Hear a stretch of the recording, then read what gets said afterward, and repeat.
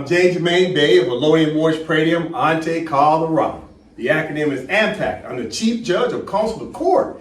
Today is Class 170. Class 170. What do we learn in Class 169? Well, in Class 169, we were starting to get into an exercise of understanding the 8 parts of speech. And what part of the 8 parts of speech were we really focusing on? The word noun and adjective. You see, it dawned on me that the Moors were not spending enough time talking about the noun. What do I mean, the noun? You see, the noun is called the country. The country is a noun. And the nationality of the country is a noun. You see, we got so caught up trying to do what? Influence black people that they're not black, right? Because we kept showing them the definition of black meant adjective. And we told black people that since they were still calling themselves black, that they were what? Civil liter mortuus, meaning they were dead in the eyes of law. But lo and behold, come to find out, even Moorish is an adjective. And Moorish American with the hyphen is an adjective. So does that mean adjective means that you're dead in the eyes of the law? No. No one is technically civil liter mortuus. Now, yes, if you think that you are a crayon, then yes, that means that you haven't grown up yet to realize that people are not crayons. People have nationalities. Moors have been naturalized to be called Americans, but you used to be Moroccan. So we have to start studying the noun game again, which is study the noun. What's the noun? The name of the country. Empire Morocco, okay, that's a noun. What's the nationality of the country? Moroccan. See, we did not spend enough time focusing on the noun. Therefore, we remain in the status of adjective. And adjective was Moorish American. Adjective was Moorish. And adjective is black. But now the new word people love to use now is indigenous. But guess what? Indigenous is an adjective. Everybody's focusing on the adjective as if it's a noun. But the reality is we never focus in on the fact that we were in the absence of the restoration of our nation through the country. See, we the people have to understand that we were Moroccans. And only the Moroccans could restore the country called the Empire of Morocco. But unfortunately, we were deceived and told that we were Moorish Americans. So once we were told that we were Moorish Americans, what did we turn around and do? We tried to rise up the Moorish American Corporation. We were deceived and told that our nationality was Moorish American. That's a lie. Because you ask any Grand Sheikh, they'll tell you the Moorish Science Temple is a religious corporation. No one gets their nationality from a corporation. And no one gets their nationality from a continent. Everybody on planet Earth, there's what, approximately 10 billion people on planet Earth? All 10 billion people get their nationality from a country. So when I asked the Moors a question, tell me the name of the country that granted you your nationality. And they can't tell you. But they can tell you a religious corporation told them they had a nationality. The foolishness. Or they say, I'm a part of a Moorish American civic organization, which is once again another what? Corporation or limited liability company. You cannot get your nationality from a civic organization. You can't get your nationality from a privatized charter either. You can only get your nationality from a country. But unfortunately, the Moors were duped. They were hoodwinked, bamboozled, led astray. By who? Privateers. The privateers set up e-commerce websites and sold you packages. The privateers set up this thing called selling pamphlets and books. And this is why they kept trying to tell you, you ain't a scholar till you write a book. See, it's about selling packages. It's all about them making money off of your ignorance. And this is why the so-called master teachers never had you reading the word Moorish out loud after you finished reading the word black out loud. You know, the 1-2 step is read black and then read what? Blackamoor. That's the 1-2. Well, where was the word Moorish in all that? Nobody looked it up. Matter of fact, they said your nationality is Moorish American. Why didn't they have you look up Moorish American in the dictionary to see what is the 8 parts of speech for that? You see, the Grand Sheiks will never tell you this truth because they're too busy collecting donations. You see, they're no different than any other religious corporation. Corporations' job is to what? Make revenue. To take care of their shareholders. So the Moors were taught that the United States is a corporation. While simultaneously say they got their nationality from the Moor Science Temple, which is also a corporation. Make it make sense. So that's what? That's the pot calling the kettle black. At some point, the Moors are going to wake up and realize you've been lied to. And I know that's a tough pill to swallow because then you have to blame yourself. And then after that, you have to blame who? Your teacher. You don't want to blame your teacher, do you? Oh, your teachers can't do no wrong. But yet they set you up to fail. And you still don't want to point a finger at them and say, you miseducated me. The driver's license was never the problem.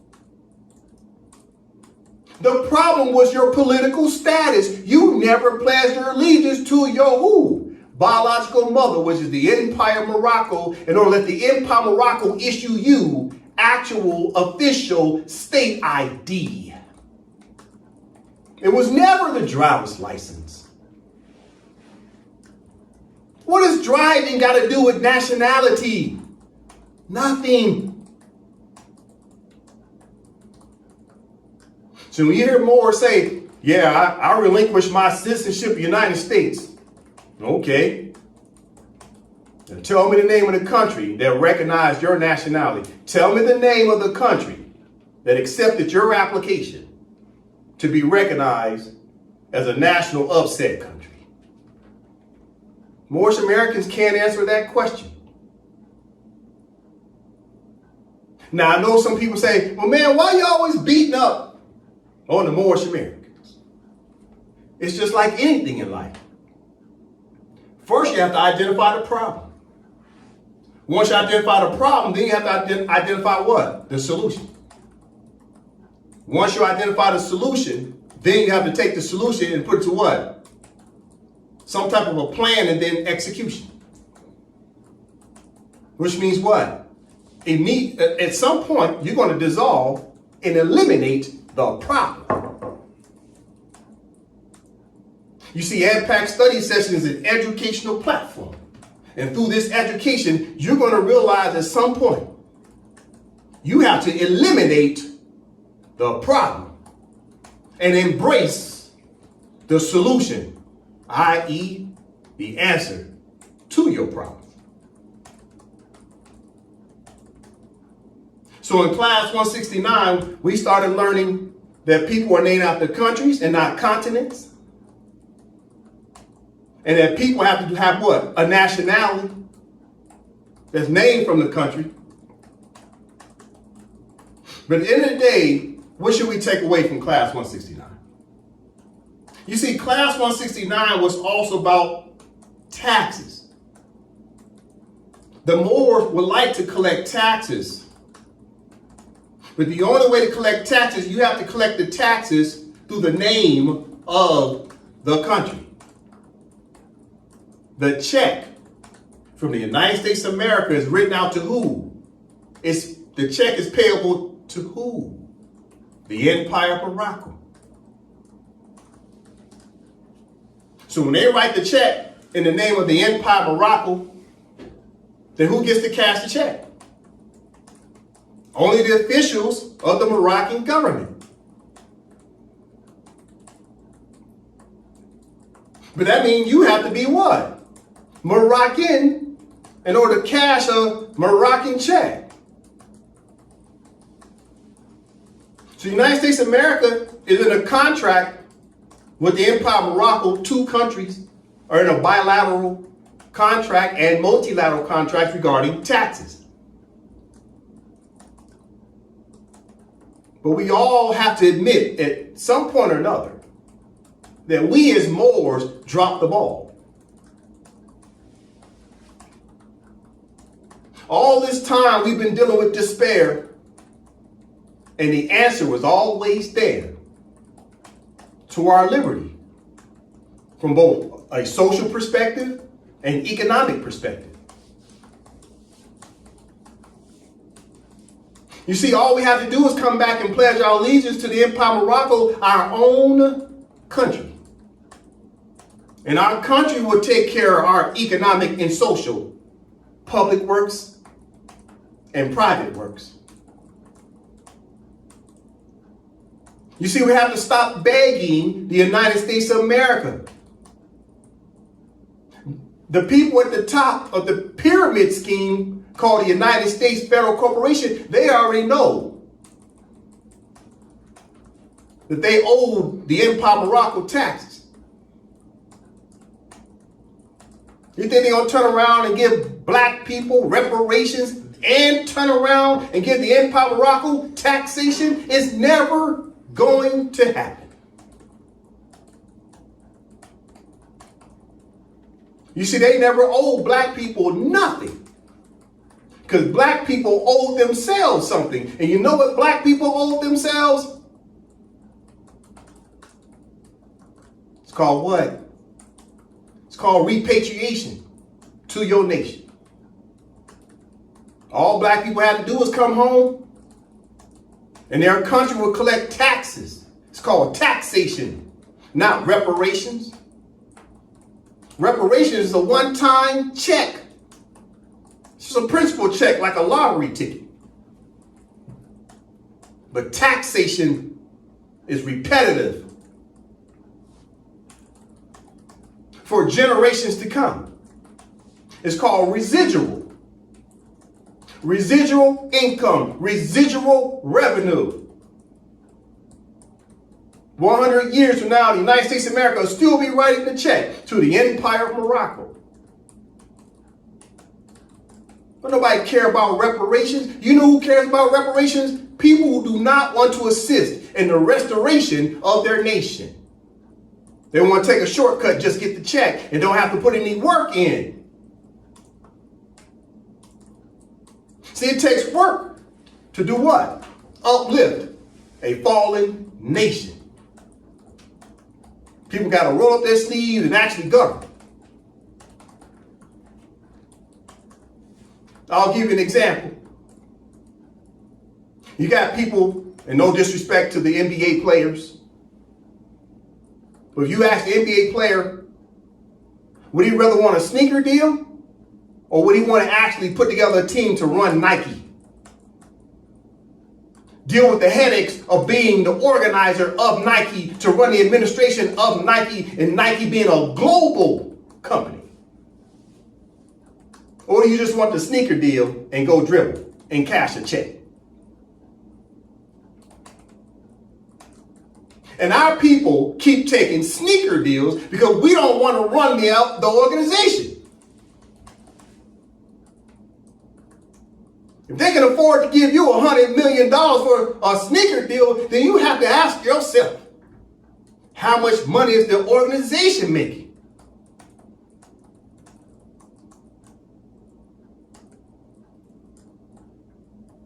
It's what people are not asking. So you get mad at white people, but white people are willing to run the organization and write you a check and let you go and dribble. And this is why they tell you to dribble and shut up. Because you don't want to deal with the hard work behind the scenes to run the administration. So this is the part we got to understand. We have to come back together as a collective to run our own country. That takes hard work. But it's the people at the top of the country, it's the people at the top of organizations, it's the people at the top of the corporations that make all the money.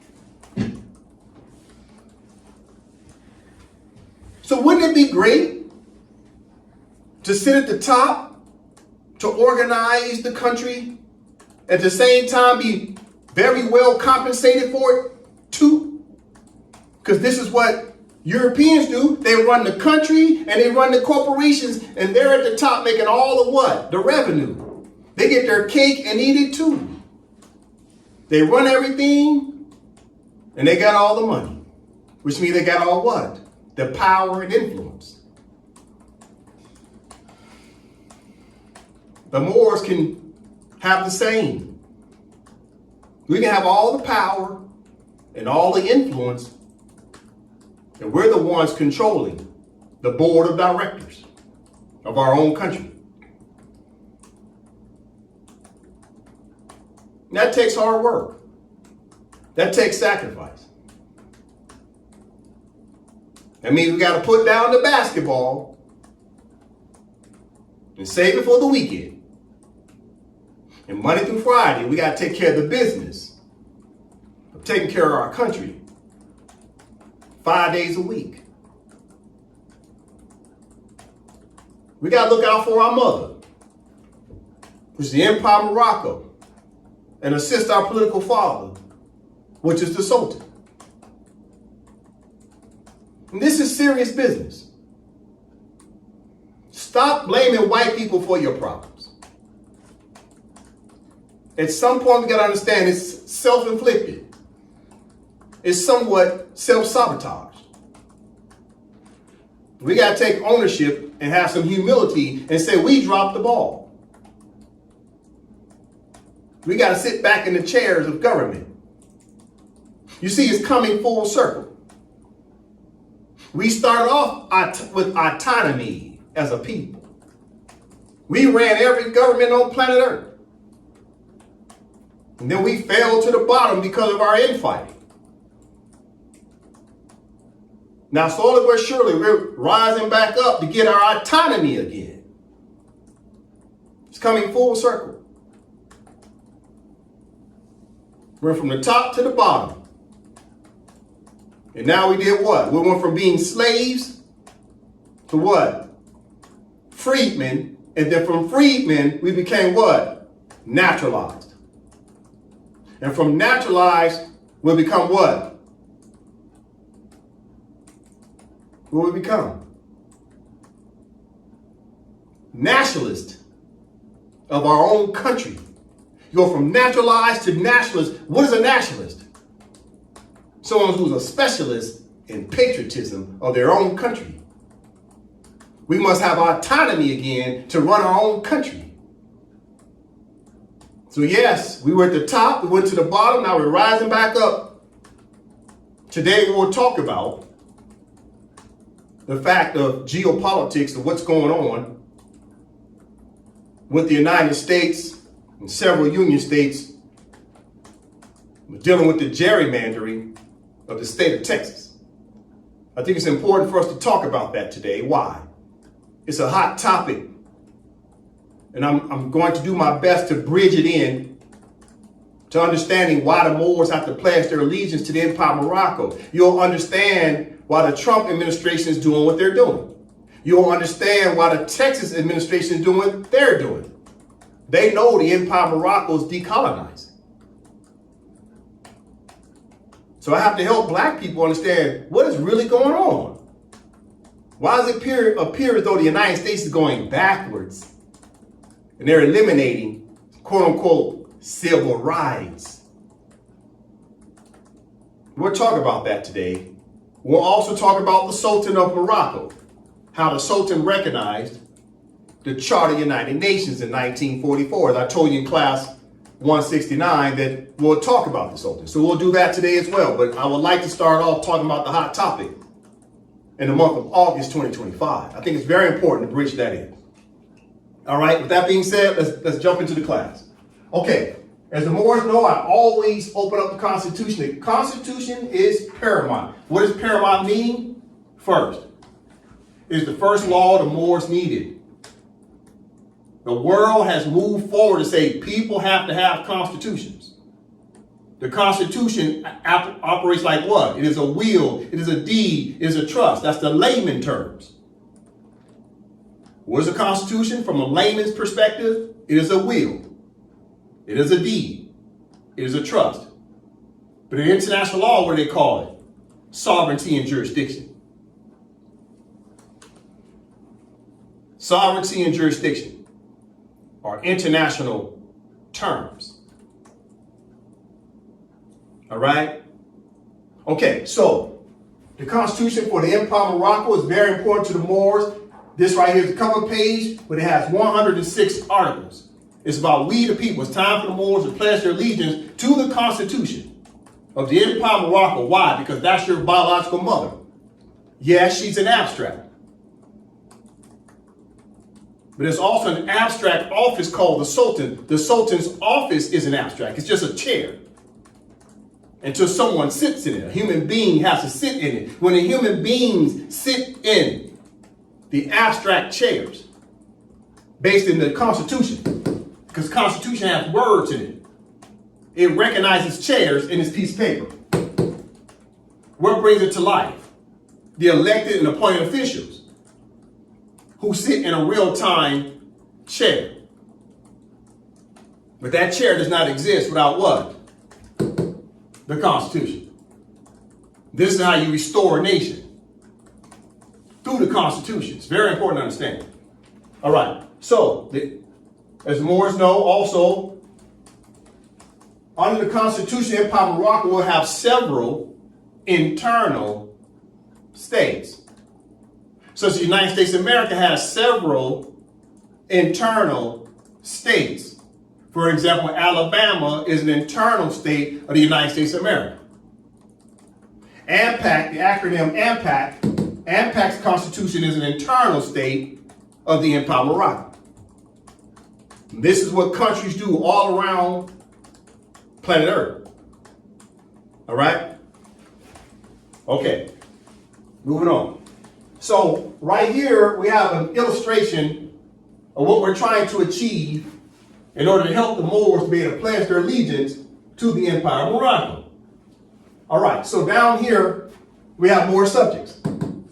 And more subjects, we're trying to assist them with pledging their allegiance to the Empire of Morocco as a country. But they're pledging allegiance to what? The Constitution, because the Constitution is what? A contract.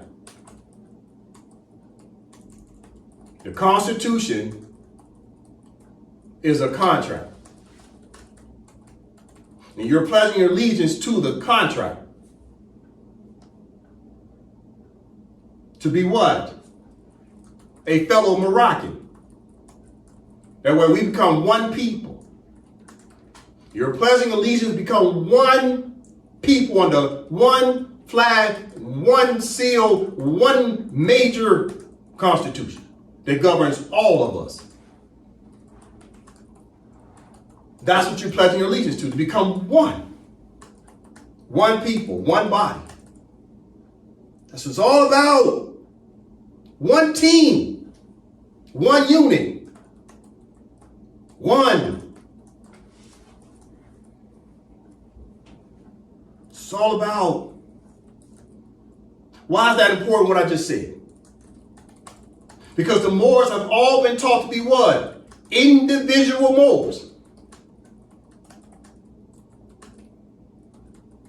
We've been taught to be Moorish Americans, and Moorish Americans say they don't even need a government. They can run around their own sovereignty. That's called anarchy. You have no governing body. You're taught to be one Moor all by yourself, and you wonder why you're losing because you're playing checkers against chess masters.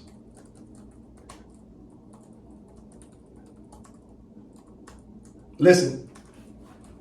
So our obligation is to try to help Moors who are Moor subjects according to treaties to be able to pledge their allegiance, right, to the Empire of Morocco. And the Empire of Morocco has its government, right? So the Empire of Morocco has a head of state, which is Sultan. The Empire of Morocco has an executive branch. Who oversees the executive branch is the Prime Minister, right? Along with the Board of Governors, or Council of Governors, okay? Then you got a legislative branch, right? Which has the Speaker of the House that oversees a board or council of other legislators. Then you got the judicial branch. You got the chief judge that oversees the other associate judges. So you got 1, 2, 3 branches of government. You also have your head of state. So you got a head of government, prime minister, right? Takes care of all the governmental affairs, the administrative. Then you got the legislators, that's your laws. And you got your judges who are the enforcers of the law, right? So we'll help the Moors to pledge their allegiance, right? We'll help you through the WRC. The WRC stands for the Wazir Regional Council of Trusteeship Council members who help you with the paperwork because you got to fill out an application.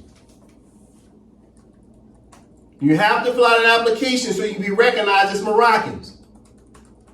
That way we can record all of that with the empire. And you'll be placed either in an internal state, right? An internal state that's underneath what? The Empire of Morocco.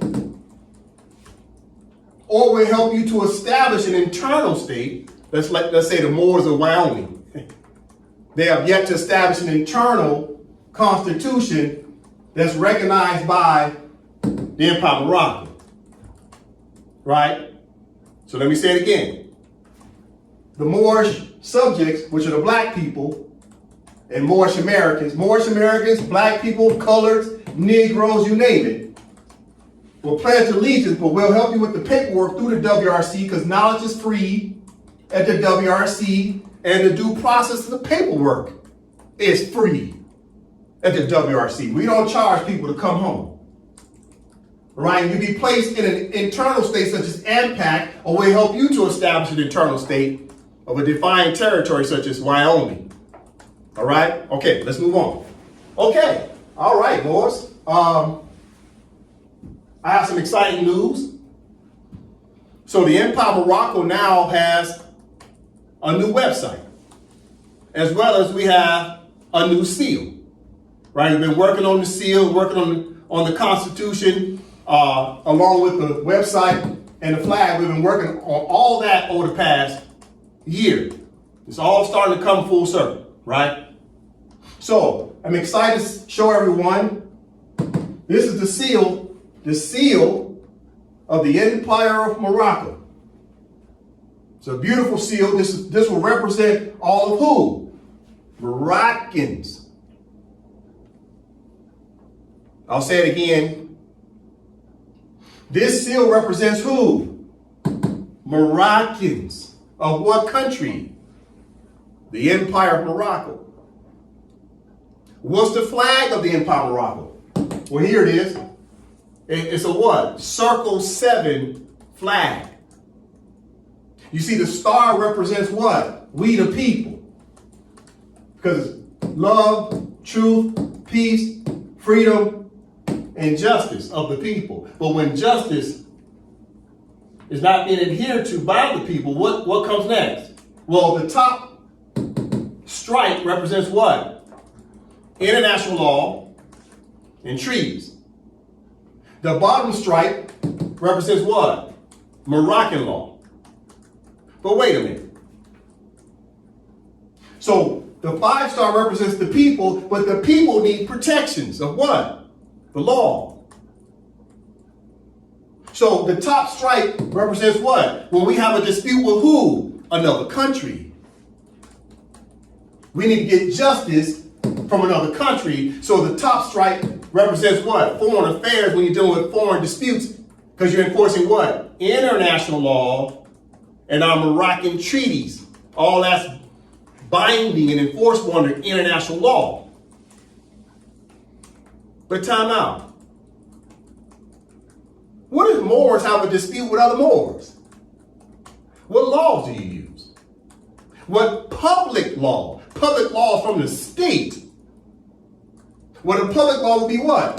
This bottom stripe represents what? Moroccan law. Because we have internal laws that govern the affairs of other Moors. That way, if you have a dispute with another Moor, you bring it to the court. The courts of our states. So you have domestic law, and you got international law. You have foreign law, right? Domestic law. But also Moroccan law can also be binding on other foreigners because other foreign countries are in the jurisdiction of the Empire of Morocco. So Moroccan law can be binding on Moroccans, and Moroccan law can be binding on all other foreigners as long as they're in our jurisdiction. So we need a circle 7 flag because the 5-pointed star represents we the people, but the people have to be protected by an organized dual society of what? Laws and other types of laws. You need laws to protect your country, and then you need laws to protect each other while we're inside of the country. Okay, now we've got the seal. It's beautiful. All right, now, website. Okay. Here's a website. All right. So, we got the website empireofmorocco.gov.com, or you can type in EOMGOV.com. So obviously it's the acronym Empire of Morocco Gov. You see? And both will do what? Take you to the website.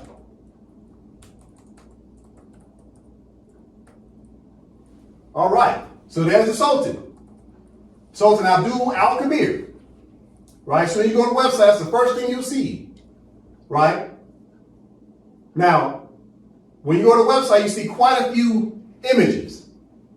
Okay? Now, always remember, when you come to the website, obviously you'll be able to click on different things to read some of the context. But why is it important to note that the website has images?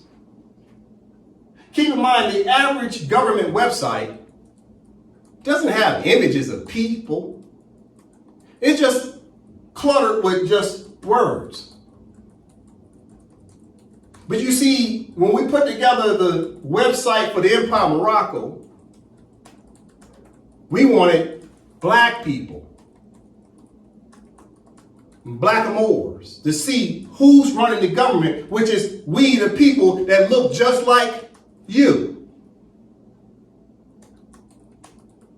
So understand, just a moment, in the United Nations talked about decolonization. The United Nations set forth a resolution, i.e. international law, customary international law, called what? Resolution 1514 of the year 1960. And the resolution called what? Declaration on the granting of independence to who? Colonial countries and peoples.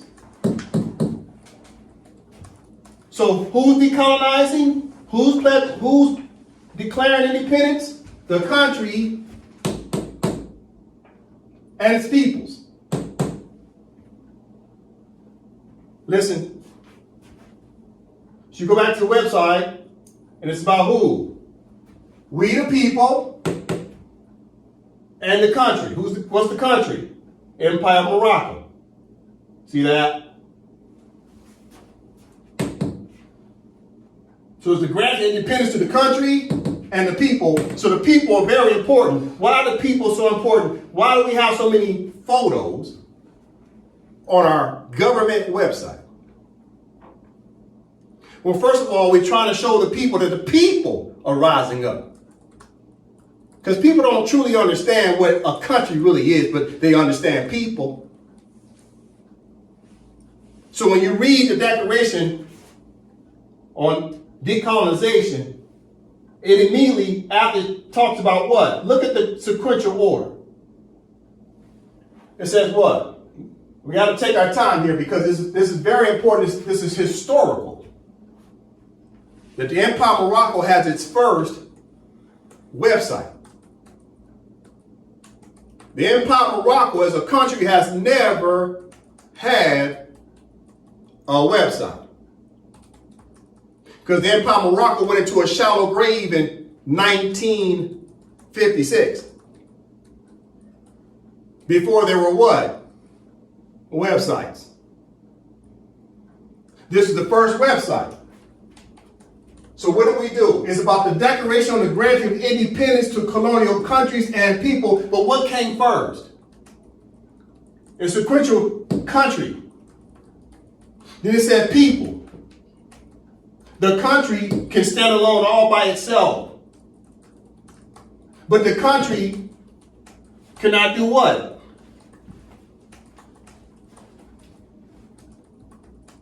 It can't come to life by itself. It has no energy. It just exists on paper. It requires the human beings to uplift fallen humanity. The only way for the people to uplift fallen humanity is through a country. So you need the country because the country represents the will. The country represents the deed. The country represents what? The trust. So the people put themselves under the country. They put themselves under it. The country operates like an umbrella over the people. But the people themselves have to create the country. Listen. First paragraph, Nova, from the top. 1514 Declaration on the Granting of Independence to Colonial Countries and Peoples. The General Assembly, mindful of the determination proclaimed by the peoples of the world in the Charter of the United Nations to reaffirm faith in fundamental human rights, in the dignity and worth of the human person, in the equal rights of men and women, and of nations large and small, and to promote social progress and better standards of life in larger freedom. Pause. So the first paragraph starts to tell you about people and countries. Listen. The General Assembly of what? United Nations. 193 member states. Mindful of the determination proclaimed by peoples of the world and the Charter of the United Nations to reaffirm faith and fundamental human rights. So far they mentioned the word peoples, now humans. Human rights. And the dignity and worth of the human person. Why are they saying human person? Because they're talking about people. But they also know that states and countries are also what? Persons. So they're putting the emphasis right now on human beings. And the equal rights of men and women. Now they're qualifying who are these human persons. They're who? Men and women. Now listen to what they say next. And the nations, large and small. What are nations? The nation what? States, which is what? The countries. Countries, small and large. But they require the people to establish a country through a constitution. To become we the people under the umbrella of the country itself. Thus the reason why you need the Constitution, because the Constitution is what? A unilateral contract amongst the people. The people come together, Moroccans, Moors together, Moors come together, unilateral contract. And we all agree to be governed under the same contract. It's not a bilateral contract. It's a unilateral. What does uni mean? One. We agree to be one. And to be governed under what? One law. The rule of law. To govern us all. All right, so it's about the people create what? Nations that are large and small, but nations are what? Countries. And to promote social progress and better standards of life and larger freedoms. So the people have to come together and establish a country. Did the Moors do that? No. You know what the Moors established? Churches. We established churches in all types of names. 1,000 different denominations. But we never established the nation state. And when I say establish, what do I mean? To reestablish. To do what? It's a restoration to When you see the word like the word repeat, or to restore, or to reverse something 180 degrees. We did not restore the offices of our country, but we established offices of churches. And we call it a theocratic government. That is kangaroo. That's Mickey Mouse. Because you want to take shortcuts. You just want a Nike shoe deal. You don't want to run Nike. Because it takes too much work. You just want the check. And do what comes easy, which is dribble, run, and jump. Do you understand what happened to us? We took the easy route out because we're so physically gifted. But we're also highly intelligent. And we're so intelligent that we made stupid mistakes. Because this is what highly intelligent people do. They look for the shortcut because they're so damn intelligent. They say, oh man, it's easier to just take a check for a sneaker deal than to run Nike. You outsmarted yourself. So the people had to put back together the country. And that's what we did through the Empire of Morocco. Listen, so there's the Sultan, Abdul al-Kabir, right? All right. So as you scroll down, well, first of all, let me show you this at the top right. This is very important. And let me ask you a question. This is a website. Do you see what's missing? A donation tab. You see, the Empire of Morocco is not a social media panhandler. We ain't asking for no money. We don't want your gold and silver coin. We don't want your fiat. We don't want your Cash App. No GoFundMe. No donation tab. We're here genuinely to help the Moors. Because all this belongs to you. It belongs to us. It is we as one people. You don't charge your family for a plate of food. So anybody charge you for a plate of food, that's not your family. And that's why we don't have a donation tab up there. There's no entry fee. That must be understood. All right. Listen, taking my time. It's very important because the Empire of Morocco has never had a website. It's very important for the world to be able to go here and look at images of people. It's about the people rising up the Empire of Morocco. swearing into their offices. That's the prime minister. The Sultan, right? So they continue to rotate. Okay. One of the things you can do when you go to the website, you can take a look at our Constitution, right? Which is your Constitution. Once you pledge your allegiance to Empire Morocco, you'll pledge allegiance to the Constitution. Take a look at that. It's 106 articles, right? We're governing now. Well, we're going to run Nike. We don't want no sneaker deal. No, we will write the deals. Nike will sign deals with the Empire of Morocco. You can keep your sneaker deals. We want a percentage of the revenue. Pay your taxes, Nike. Keep your shoes. So read the Constitution. The Constitution is about sovereignty and jurisdiction. It's about what? Power and authority. And this is what they never wanted you to know. They wanted you to remain what? 3/5 person. Instead of being a whole person of your full autonomy of your own what? Economy of your country. This is what they never wanted the Moors to achieve, the Constitution.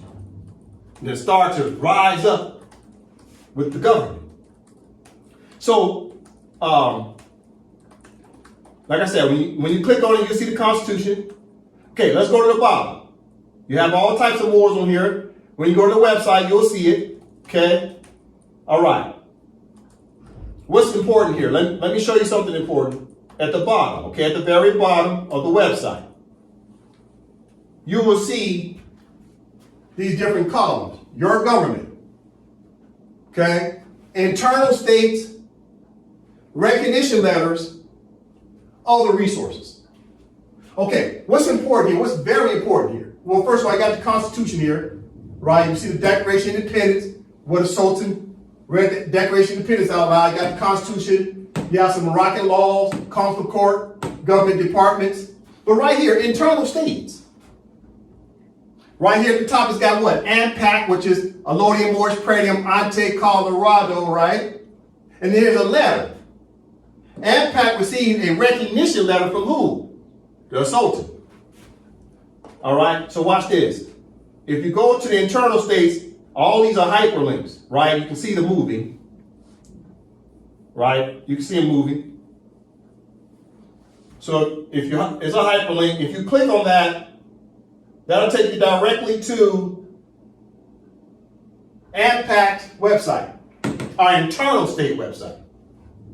Okay? So that's important to know. You can see what territories, right? You can see which territories already have an internal state government. Right now it's Colorado, Oregon, Georgia, Indiana, Texas, Illinois, Florida. These are internal Moorish states that are now doing what? We're sharing jurisdiction with the Europeans, or shall I say the American states. It's called sovereignty and jurisdiction. You share it. Just like Oklahoma as an internal state is sharing jurisdiction and sovereignty with who? The Cherokee countries. You see? We share jurisdiction.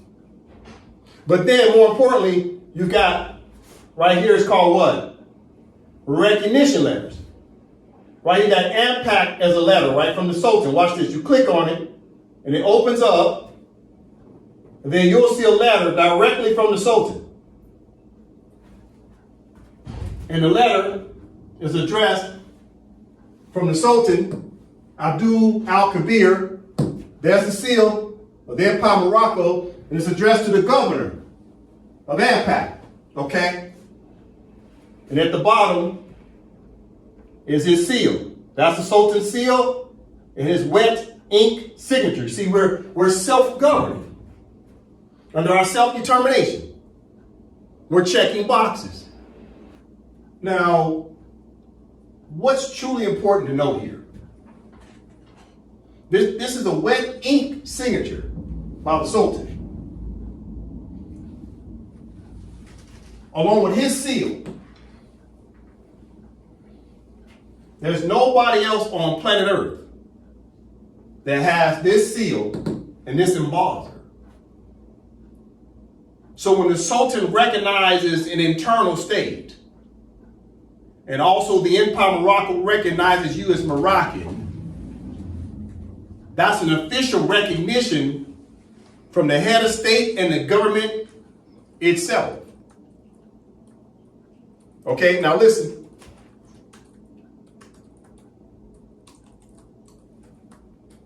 So the reason why I'm pausing here for a moment is to say this. Moors, please, don't pretend to be Moroccan nationals. Don't start writing on your documents that you're a Moroccan national, because it's not true if you haven't pledged your allegiance to the Empire of Morocco by filling out an application and being recognized by what? The nation, i.e. the nation's government of the Empire of Morocco. Anybody running around talking about, yeah, I'm a Moroccan national, you know you haven't pledged your allegiance. You know what that's called? A false statement. And when you start telling the United States and the several union states that I'm a Moroccan national, they're just going to laugh at you, because trust me when I tell you, they know who the Moroccan nationals are and are not. So please, Moors, do the right thing and pledge your allegiance. And then you can start to come under the protections of the Sultan, the Moorish government, and its judges. You see? That must be understood. But don't fake it. Don't fake it. All right? All right. So we want to say thank you to the Sultan. We want to thank you to our mother, which is the Empire of Morocco. That's what it's all about right there. Her. Her. And this is the seal. You know what the seal represents? That's the thumbprint of the country, because the country is a person. The seal represents the thumbprint of the country. Then the Sultan himself has a seal that he puts on his documents, and that's also the thumbprint of the Sultan.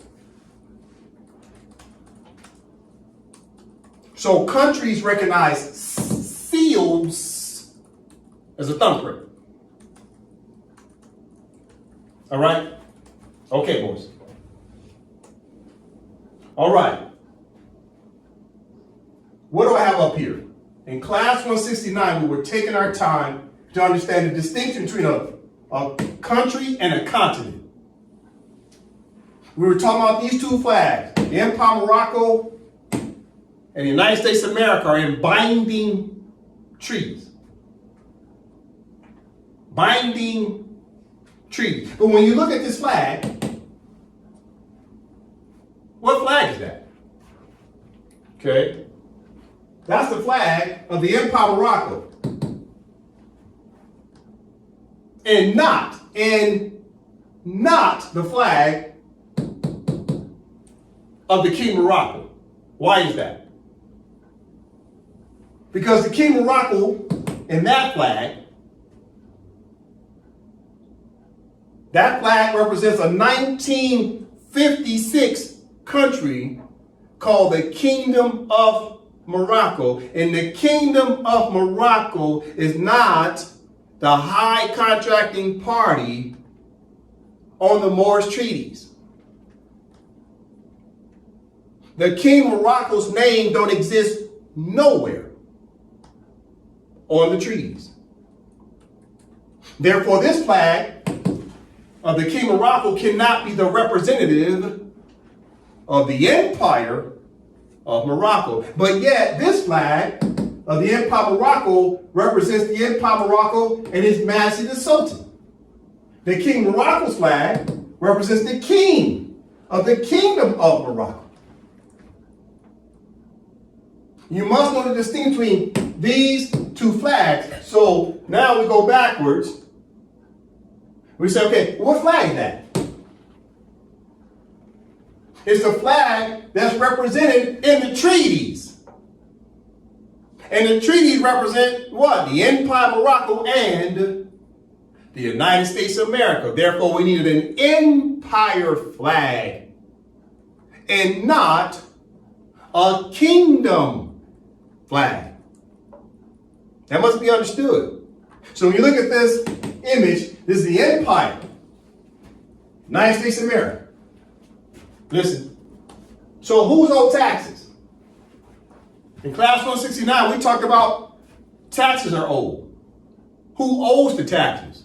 Well, according to treaties and the International Court of Justice, it says that the United States of America, this flag, owes taxes to which flag? Do they owe taxes to the King of Morocco's flag? Or does the United States of America owe taxes to the Empire of Morocco's flag? That's the question. Well, the answer can be found in what? The treaties, because the treaties always says an Empire of Morocco. You see, flags change over time. But you know what doesn't change? The name of the country. The contract says Empire of Morocco and who? United States of America. Even though the United States is the government that's operating on behalf of the United States of America. So it's the United States federal corporation or federal government operating on behalf of the United States of America. All right? So why do I have this image up here? Because the Moors have to understand, you have to pledge your allegiance to one of these four countries. Either you're going to pledge your allegiance to the Empire of Morocco on this flag, or you're going to pledge your allegiance to the King of Morocco on this flag, or you're going to continue to be naturalized on the United States and its flag, or you're going to go back and try to fill out an application to be recognized as a freedman of a Cherokee tribe in that flag.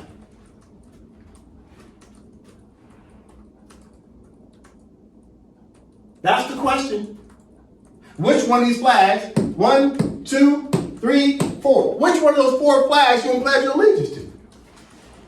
Which one of these 1, 2, 3, 4 leaders will you recognize as your head of state or head of government? Which one of these 1, 2, 3, 4, these four constitutions you're going to pledge your allegiance to? Because there are no other choices when you're dealing with the colonists of the United States in this land. Now, obviously, let's say it's the Moors in Canada. Then you would change this out. You say, okay, take this down, and you will put up here what? The Canadian flag, the Canadian Prime Minister. These two remain the same. You have Canada right here, and who? Another Indian reservation, i.e. Indian internal state. Just pick any Indian tribe that's in Canada. But these two will always remain the same. You in Great Britain, the Moors in Great Britain.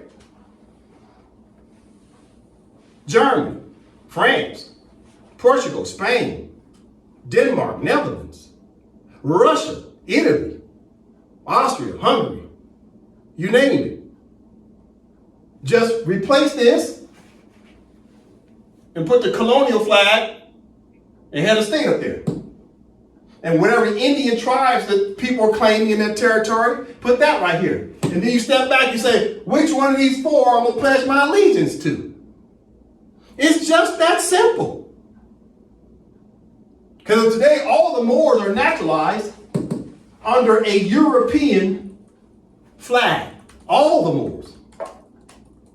And some of the Moors have taken the time to pledge their allegiance because they call themselves freed men. Their pledging allegiance become naturalized, not nationalist. Listen to me. Black people are becoming naturalized Cherokees. But the original Cherokees are what? Nationalists of their country, where the blackamoors, i.e. the freedmen, are naturalized, which means you're adopted. You ain't real Cherokee. You have to understand, people call themselves Cherokees are coming from the 5 civilized tribes, which meant they were fighting on the side of who? The Confederates. So you want to be a part of that? By all means do so, but listen. And if black people want to be Cherokee, guess what? The government has a mixture of what? What's the government official look like? Who is this guy? In all honesty, he's who? A Mongolian. Who's the other people of the government? $5 white people. So the government's ran by Mongolians and $5 white people. You think they're going to let your naturalized behind come in there and take over the government? They're going to let you come in and hold the majority of chairs of the Senate, the House, the president, the chief. You think you're going to rise up and take over the government? It's not going to happen. You're naturalized. They're going to turn around and say, you're not the blood decree of Cherokee. Because you yourself agreed you're on a Dawes roll. Which means you can't hold these offices. You see, the Cherokees are claiming it's under a monarchy of a bloodline. Got to catch the wordplay when they say bloodline versus naturalized freedmen. Listen, this is important what I'm going over. Very important. I'm trying to take my time. All right, now I know I told the Moors, and I was going to show them that the Sultan recognized the Charter of the United Nations in 1944. So be patient with me. I'm building up to get to that stage, but today I would like an opportunity to talk about a hot topic. We're in August 2025 right now, and it's a hot topic going on. And this word called gerrymandering. So I'd like to talk about the state of Texas is changing the districts. That way they can try to control the vote. So the United States federal government is in a coercive action to get the state of Texas to change the voting districts where the Republicans now will control all the seats, effectively removing Democrats from the seats. I need to talk about that today because the conversation today talks about naturalization and 3/5 person. Because I'm trying to show you at some point you're going to have to pledge allegiance because right now you're naturalized black people. You got to make a decision. Are you going to pledge your allegiance to the Empire of Morocco that's ran by people that look like you and I? Or you going to pledge your allegiance to the King Morocco that's about the Arab family? Or you going to continue to be naturalized or pledge your allegiance to a Cherokee country where you're still going to be a second-class citizen? Pay attention. So today I'll be talking to black people and I'll be talking to white people. It's very important I talk to both of them so both the blacks and the whites know what's going on, because the current administration of the United States is not going to tell you this truth. The current administration of the state of Texas is not going to tell you this truth as to why they're doing the gerrymandering.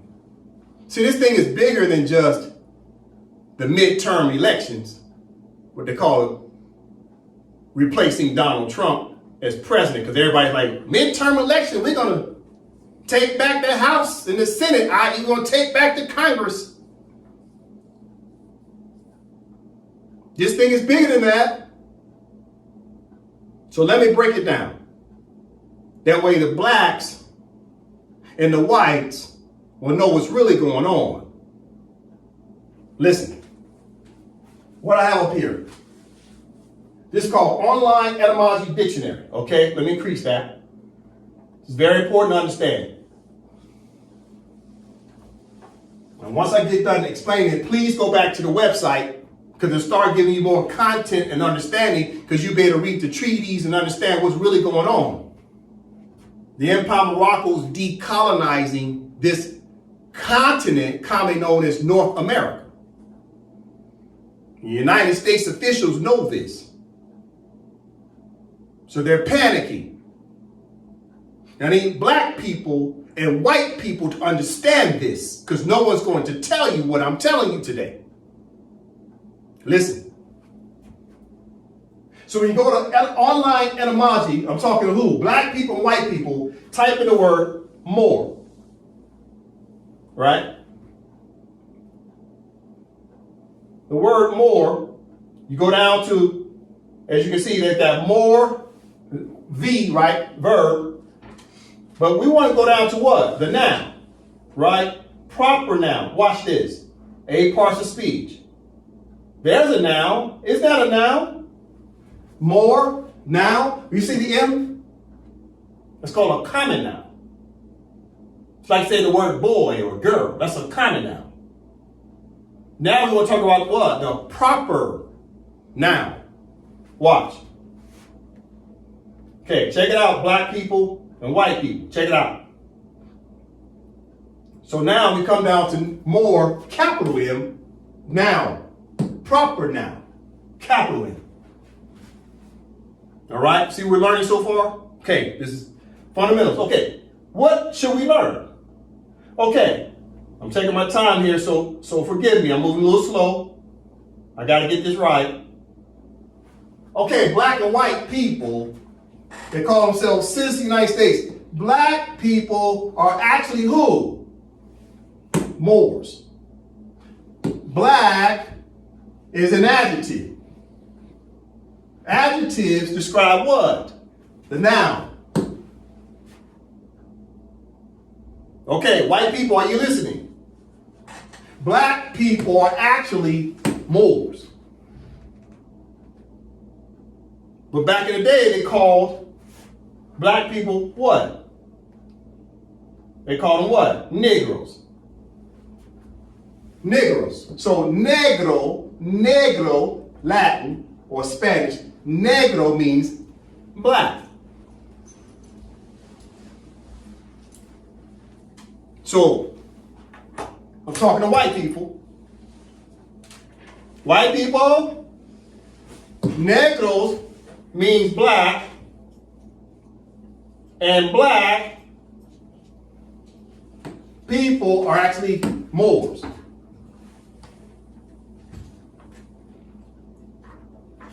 Listen, I'm taking my time for a reason. Now let's look up etymology dictionary. Let's look up the word Morocco.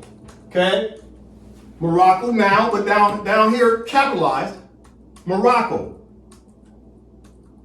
Morocco is also affiliated with what? Listen to me, white people. Talk to the white people.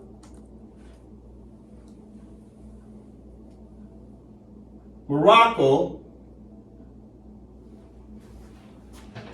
capital M, Morocco, capital M, proper noun. Morocco is also about who? Influenced by what? The Moor. You see that, white people? So the blacks and Negroes are Moors, and the Moors' true nationality, white people, is Moroccans.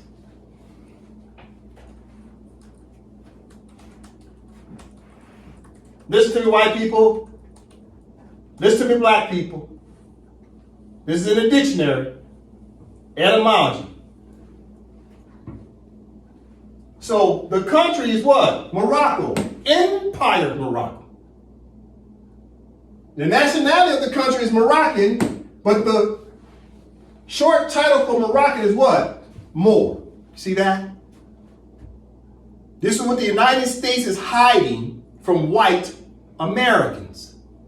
This is what the United States is hiding from black Americans. This will make sense to you why the current Trump administration and the administration of Texas is doing what they're doing, because they know that the Moors are decolonizing and we're rising up with the Empire of Morocco as a country, because the country is the original sovereign of this land. Listen, you see this, white people? See, the United States knows these people that have been called black are actually what? Moors. This is a dictionary. Oxford. Blacks are Moors. Black are Moor. The Moors have been now called blacks. Black's an adjective. Moor's a noun. But they turn into a compound word. Once you create the compound word, it creates what? An adjective. So they turn the Moors into blacks, and blacks are adjectives. As soon as you become an adjective and you can't identify the noun, then you immediately become what? An alien. An adjective is an alien if you don't know the name of your birth country. What country is claiming you? Because black is not a nationality. So all the black are Moors. I'm talking to you, white people. All the blacks are Moors. And it says right here, a black African or a very dark-skinned person. So melanated people, or commonly known as non-Europeans.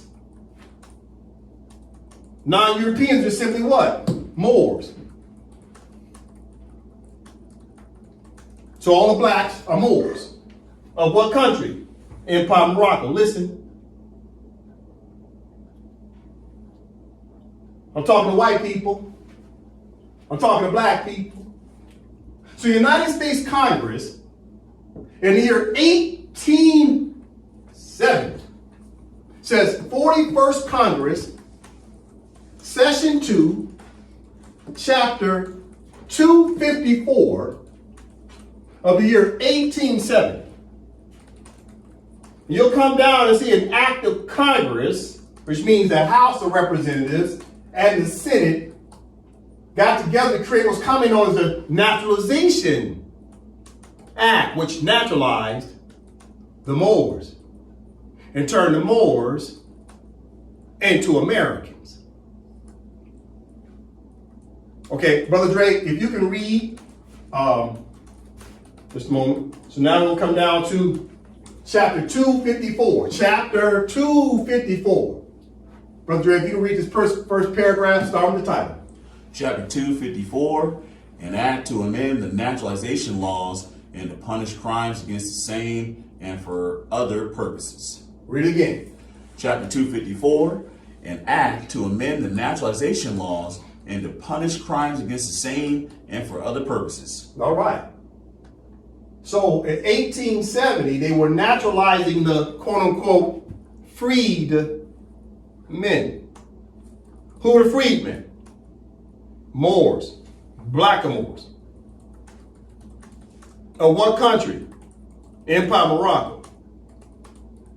The Moors have always been in this land since the beginning of time. So now the United States of America is naturalizing the Moors. I'm taking my time because I want to talk about this gerrymandering, meaning the changing of districts of Texas. You have to understand why they're doing that. But I'm building you up. I'm letting the white people and black people know what's really going on. So I have to take you backwards and then pull you forward to let you know what's going on with decolonization in the 21st century. Okay, so in the chapter 254, now you go down to section what? 7. Okay, so we scroll down, and we find 7. Okay, this is what happened in 1870. Okay, Brother Dre.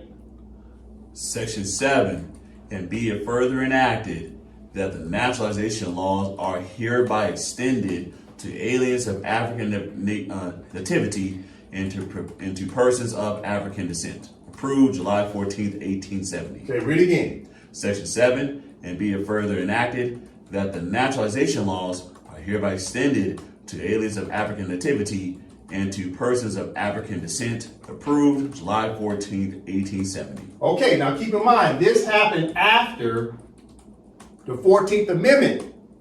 14th Amendment was signed to the Constitution of the United States in 1868, which recognized the freed men as what?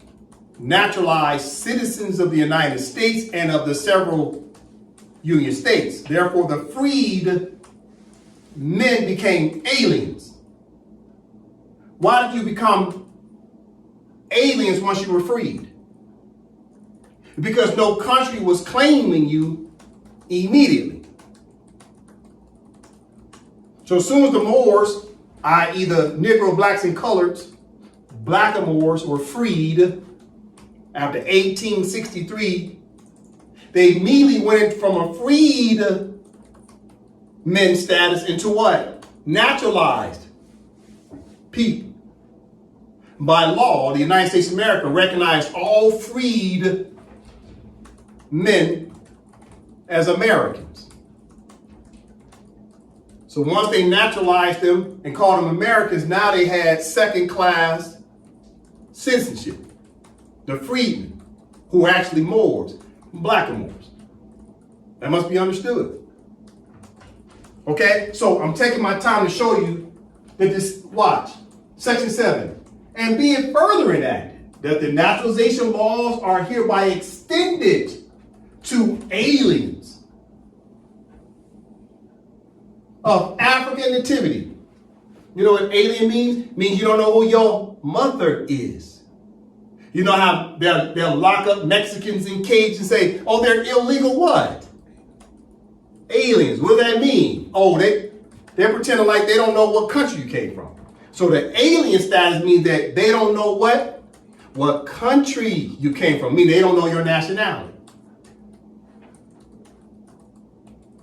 So in 1870, the United States of America was pretending that they didn't know the Moors, because they called the Moors aliens, and they called them Africans.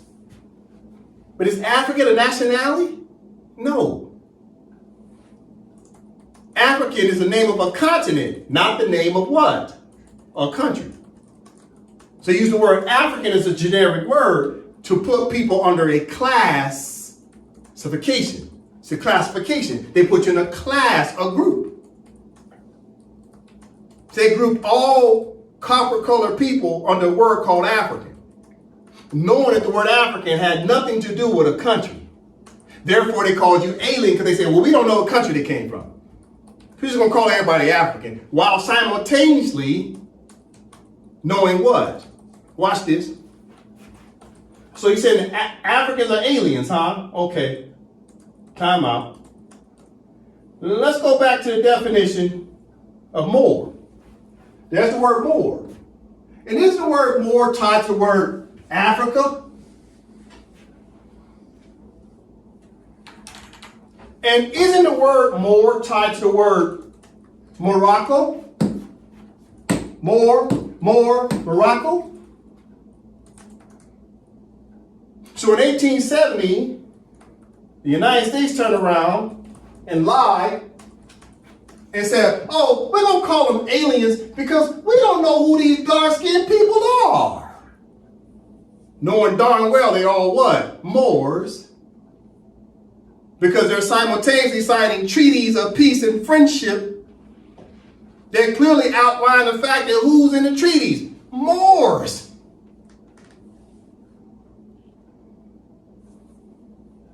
They just got done with the Dred Scott case of 1856. The judgment came out in 1857. And within the case, they was talking about the fact that Dred Scott and a group of Moorish people. We learned about that. Library of Congress, they talking about the Dred Scott case. Dred Scott versus Sanford. So in 1870, just 13 years later, now they said, oh, these people are aliens. We don't know who their mother is. Well, that's a lie. Then they turned around and gave the Moors a nationality called American. In 1870. Listen, what do I have up here? This is a quote from Martin Luther King in 1963. Okay? What if Martin Luther King started telling black people who thought they came from Africa? Keeping in mind, the Empire of Morocco encompasses several continents. It's a country that expands over continents and islands. Brother Joseph? Before the Pilgrims landed at Plymouth, we were here. Before the pen of Jefferson etched across the pages of history the majestic words of the Declaration of Independence, we were here. Martin Luther King, April 3rd, 1963. Okay, I'm talking to black people, and I'm talking to white people who think that all the black people came over here on a slave ship. Listen. It says, from Martin Luther King, before the Pilgrims landed at Plymouth, we were here. Before the pen of Jefferson etched across the pages of history the majestic words of the Declaration of Independence, we were here. So what is Martin Luther King telling all the black people? And what was he trying to tell all the white people? See this word? It's a powerful word right here. Before.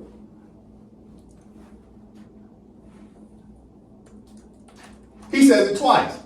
1, 2. Listen. Before the Pilgrims. Who was here? The Moors. Before Thomas Jefferson. Who was here? The Moors. Even before the United States of America had a Declaration of Independence in 1776, who was here? The Moors. He was saying this in 1963. Listen, Brother Joseph. After the Emancipation Proclamation, 100 years later, the Negro is still languished in the corners of American society and finds himself in exile in his own land. Right again.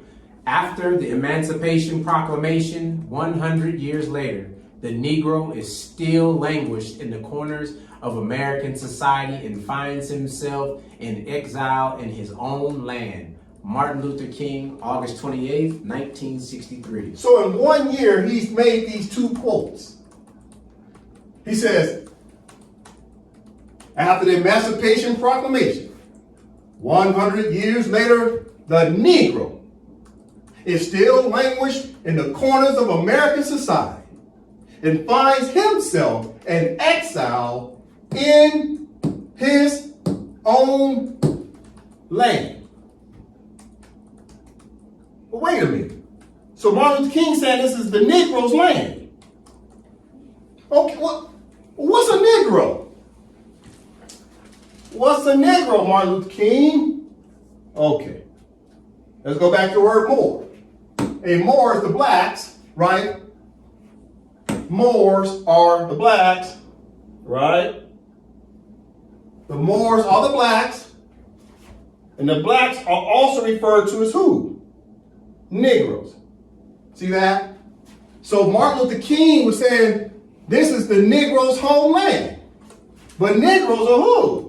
Moors. You see this? I'm talking to black people. I'm talking to white people. You must understand what's happening in the year 2025.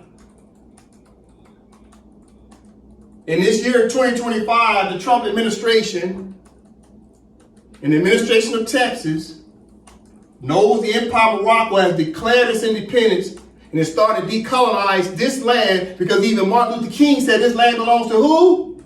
Moors. This land belongs to who? Listen. This land belongs to who? Negroes. The Negroes, right? The Negro is where? The Negro is in his own land. And Negroes are Moors. Listen. You're talking gerrymandering. Listen. Who do I have up here? Okay. This is an educational moment. I know people are sensitive, but we have to talk about it anyway. This is good sister Jasmine Crockett. Jasmine Crockett is what? She works as a representative of Texas, House Representative. She also has a seat where?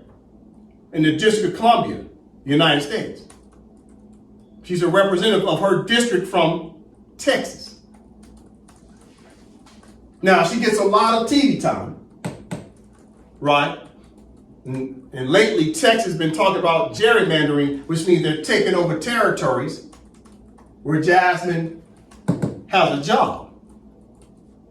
She's a Democrat. She'll lose her seat. If that territory turns into a Republican territory, she'll lose her seat. Now, Jasmine's working hard for the black man and the white man who supports Democrats. But more importantly, she's looking out for the black people as a representative as well, because she's responsible for her constituents who are just simply Democrats. But Democrats is not necessarily a complexion. It is a class of people. You see, Jasmine Crockett has that flag back there, the United States of America. And she doesn't realize it, but she's what? A blackamoor. She's the descendant of naturalized Moors. And Moors' true nationality is Moroccan. Of what country?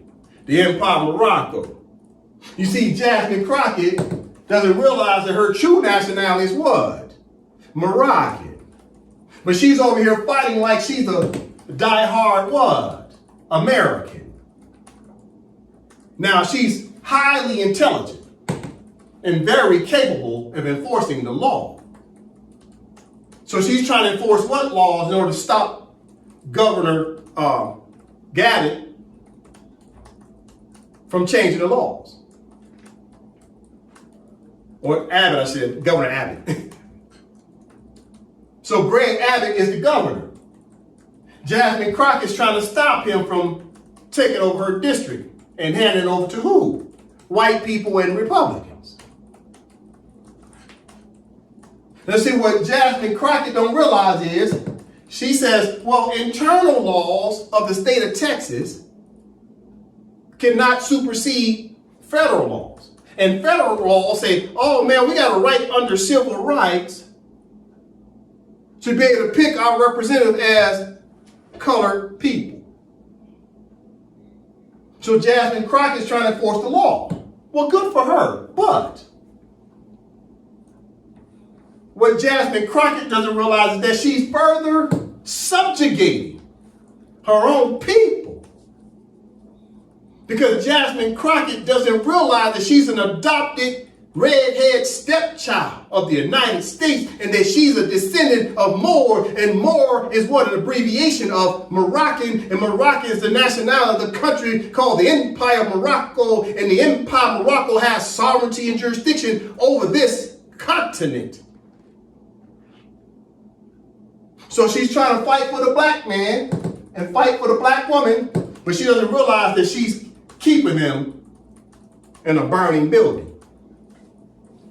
She's keeping them further subjugated. Listen, I'm talking to you, Jasmine. Listen, Jasmine, watch this. Now, Jasmine, I know you know about the law. Under international law, with Jasmine, you need to study international law. Under international law, Resolution 1514, Declaration on Granting Independence to colonial countries and people. What country? The Empire of Morocco. Watch this, Jasmine. Check out Article 1. Check out Article 1. No, Article 1. 1.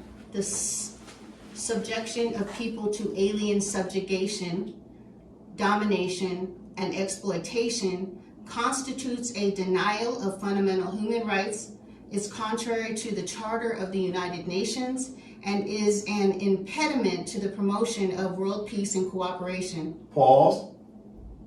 So Jasmine Crockett, look what you're doing. The subjection, right, which is subjugation, the subjection of peoples to alien subjugation. Let's read it again. The subjection of peoples to alien subjugation, domination, and exploitation constitutes a denial of fundamental human rights, is contrary to the Charter of the United Nations, and is an impediment to the promotion of world peace and cooperation. That's Article 1. Now, look at the word. Subjection of peoples to alien subjugation. Where do we see the word alien subjugation? Okay. Where do we see the word alien subjugation? Oh, okay. Let's go to the top. Okay, Jasmine Crockett, watch this. Talking to you, Jasmine. See right here what the United States did? 41st Congress, Session 2, Chapter 254 of 1870 did what to we as a people who are the indigenous people of this land? What did it do? We as Moors were naturalized. Right here, Jasmine, Section 7. And be it further enacted that the naturalization laws are hereby extended to aliens of African nativity. All right, let's go back to international law. Okay, this is Resolution 1514 of 1960, Jasmine Crockett.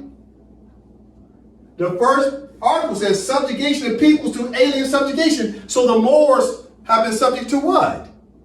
Alien subjugation. So good sister Jasmine, listen, because I'm here to help you, good sister. You are assisting the United States and the state of Texas to continue to subjugate the Moors. You are an adopted American. That means the United States of America is your foster mother. And your foster father is the President of the United States. That flag behind you represents your foster family. And you are doing your best to look out for black and brown people who've been adopted. And you yourself have been adopted. It's time for you to pledge your allegiance to the Empire of Morocco, which is your mother country. And your political father is the Sultan of the Empire of Morocco. And as long as you keep running around screaming and hollering about gerrymandering, all you're doing is keeping your people further subjugated as aliens who have now been turned into Americans, but they used to be Moroccans. This must be understood, Jasmine. Please understand this flag behind you is a surrender flag. You have surrendered to this flag. You know what else this flag represents? A tenant. The United States of America as a country and its citizens are tenants. That's a tenant flag. Because the Americans owe taxes to the Empire of Morocco and its nationals called the Moroccans. So Jasmine, I need you to come home and pledge your allegiance to the Empire of Morocco. Bring your beautiful self and your intelligent brain over here and help the Sultan. And stop further subjugating Moors. Because you yourself are Moor. You're subjugating yourself. So if you think you know the law, you got a lot more to learn. Because what you're going to learn is the state of Texas laws are subordinate to the federal government's laws. and the federal government's laws are subordinate to Moroccan law. So if you want true power and authority, it's time you come home and represent your mother and your political father and get all the power and authority you need through an office of the Moorish government. Listen to me, Jasmine. What I have up here? I'm talking to white people and I'm talking to black people because you have forgotten about the 3/5 compromise. You see, today they use a fancy term called what? Gerrymandering, which means taking votes away from black and brown people. You see, back in what? The 1860s and 1870s, they just simply called it 3/5 compromise, which is what? Gerrymandering. Listen, talking to you, Jasmine Crockett. 3/5 compromise. States in the North and in the South could not agree on how slaves will be counted in the population. It was decided that every 5 slaves would count as 3 people for taxation and representation purposes. See, Jasmine Crockett wants to be a representative. Listen, it was decided that every 5 slaves would count as 3 people for taxation and representation purposes. So what's happening is what? For every 5 black people, they're only counting 3 of you as people. So they only counting you as part instead of whole. They ain't counting you as 5 black people. They only counting you as 3 black people. So when you start to put that on a larger scale, it looks like this. Watch. So you got 5 people, 5 times what? 3 equals what? 15, right? Listen. So it says, it was decided that every 5 slaves will count as 3 people for taxation and representation purposes. So it looks like this. 5 people times 3, because it's what? 3/5. This is the mathematical equation. Listen. 5 people times 3, because it's 3/5 compromise. Watch this. 5 times 3 equals 15, right? And then what? 15 divided by, right? 15 divided by what? 5 equals what? 3. See that? So 3/5 person is a mathematical equation. So no matter what numbers you're using, watch. What if there's 1,000 black people in a district? How would you do the mathematical equation? You do what? 1,000, right? 1,000 times what? 3.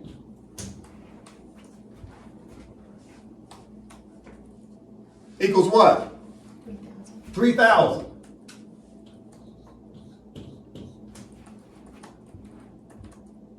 Now you add the 3/5 because you just did the 3. Now we need to do the fifths. So now 3,000 divided by what? 5. What does that equal?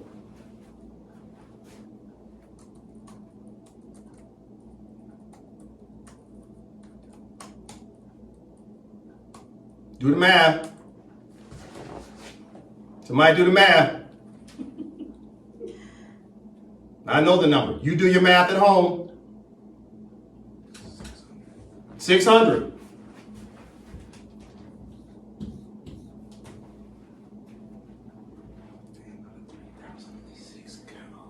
What math did you get? What is 3,000 divided by 5? 600.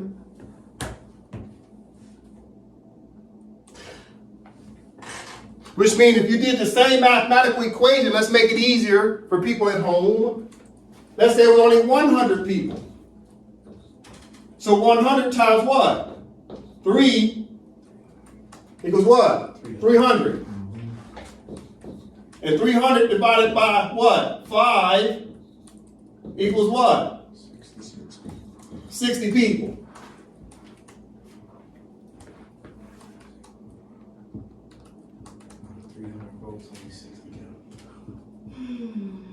Okay, Jasmine Crockett. So when Greg Abbott, the governor, is trying to take away seats, because he's trying to do what? He's trying to minimize black people. Instead of them being 5, he wants them to be counted as 3. Because they don't get the same representation. Because there's only 3 of y'all instead of 5.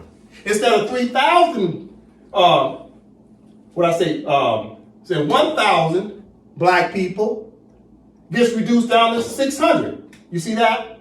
1,000 gets reduced down to 600. So what's happening? They're taking away your ability to vote, but they're doing it legally with a pen. Through statutes of Texas. To take over territories to minimize the number of people because the people can't pick their own representative. So those districts where you got a bunch of black people, the numbers being reduced down, that way they can pick a white Republican, even though the territory is full of black people. It's the 3/5 compromise all over again. They're rolling back civil rights. They're going back to predated laws. This is what Jasmine Crockett has to understand. Which means she's going to lose her seat. She'll be unemployed if that law passes and stands. Okay, listen. We got to go deeper. I got to explain this because I know I told the Moors, I want to tell them about the Sultan. And the Sultan recognized the Charter of the United Nations, but I think this is a hot topic. I have to explain this to people. I got to explain this to white people. I got to explain this to black people. I also have to explain this to Moroccans, because Moroccans need to know, the Empire of Morocco needs to know what's going on with black people, because black people are black Moors. So what's happening? Okay, check it out in black. So we were black Moors. Okay? We were black Moors. At the time, we didn't realize we were Moors because they're separating our families and not allowing us to read or write. So we've been disconnected from our family. This is why they were breaking up the family. That way the family couldn't hand down knowledge. And so when they put you in a strange family, y'all treat each other like strangers. You don't really know each other. So they breaking up families, taking children and putting them with a different family. It erases knowledge of self. So we went from being Moors to just simply being black. Then they created this thing called 3/5 person. Right? So once they created 3/5 person drop down, now the Moors that were freemen, the Moors who were free, then the Moors who were freed men who were slaves or indentured servants, then turned around, got naturalized, and became naturalized Moorish subjects in the 1860s, 70s, and 1880s. So once you became a naturalized Moorish subject, you became what? A second-class American citizen because you used to be Moroccan. I'm talking to black people and white people right now. Because Martin Luther King tried to tell everybody, these black people, these Negroes are Moors. And Moors are indigenous people of this land. This is their land. They're sharing with other nationals. The United States of America turned around and naturalized the Moors the same way they did to the Mexicans in 1848 and 1849 through the what? The Treaty of what? Hidalgo. Guadalupe Hidalgo Treaty of 1848. Mexicans overnight became Americans. Same thing happened to the Moors. The Moors became Americans overnight as well because of what? A pen. Through signing of treaties and the signing of statutes. So the Moors became second-class American citizens. Who was first class? George Washington's family. And George Washington's family turned around and adopted the Moors and gave them the last name of the family of American, but you have an American citizenship, but it's second class. What does class mean? Classification of a group of people. Listen. Now, once the Moors were adopted and called Americans, and they used to be Moroccans, now they became adopted citizens, and they did what? They began to what? Vote. Vote as what? Americans. And that started to disrupt everything. Listen. So the adopted citizens voted for who? Blacks.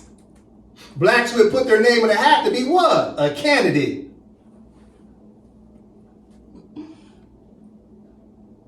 So all of a sudden now what happens? You look up years later, 100 years later, from the 1860s to 1960s.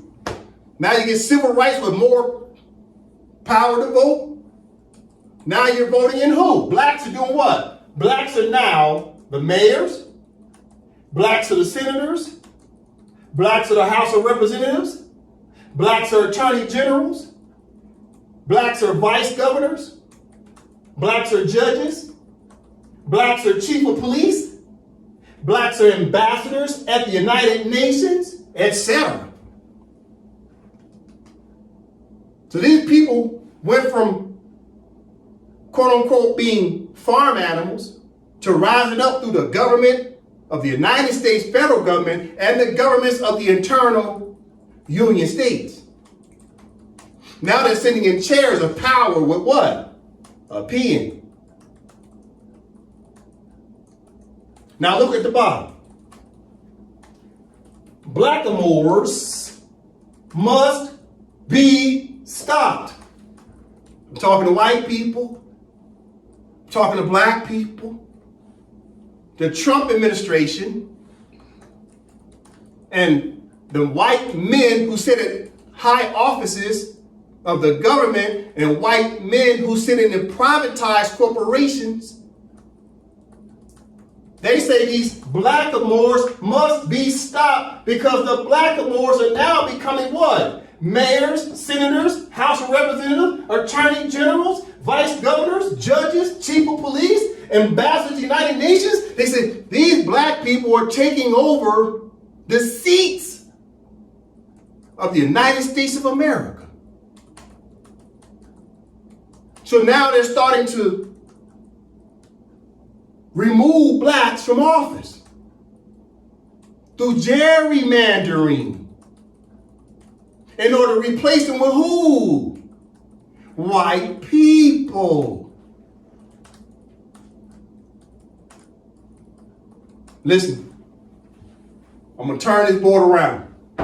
You got to understand the psychology and philosophy of the United States of America at this time because they know the empire of Morocco is rising up. I'll make sense of all this. Watch this. All right, I'm turning the board around. Watch this.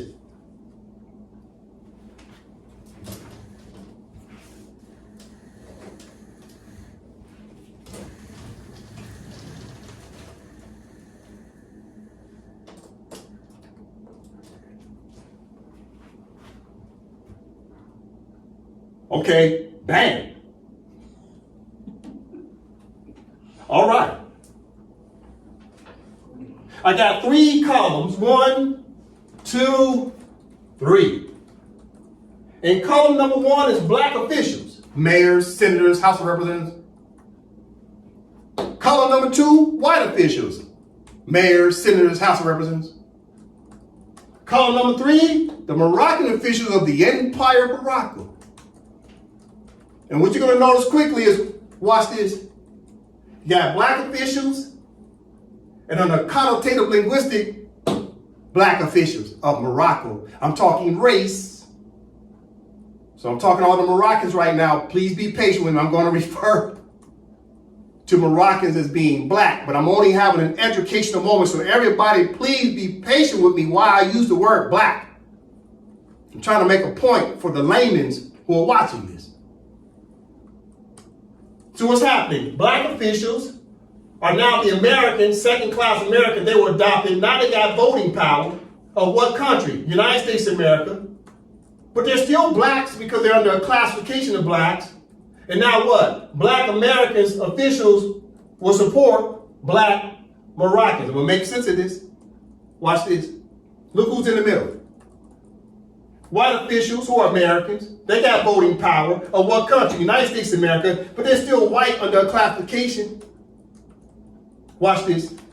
Now you got Moroccan officials of the Empire of Morocco, right? So Moroccan officials, what's their nationality? Moroccan. They got voting powers under their own country of what? Empire of Morocco. EOM, Empire of Morocco. But under the classification of race, be patient with me. White people still look at you like you're what? Black. So watch this. If the Empire of Morocco is now putting pressure on the Americans because we're decolonizing, white people are stuck in the middle. They're being squeezed. Why?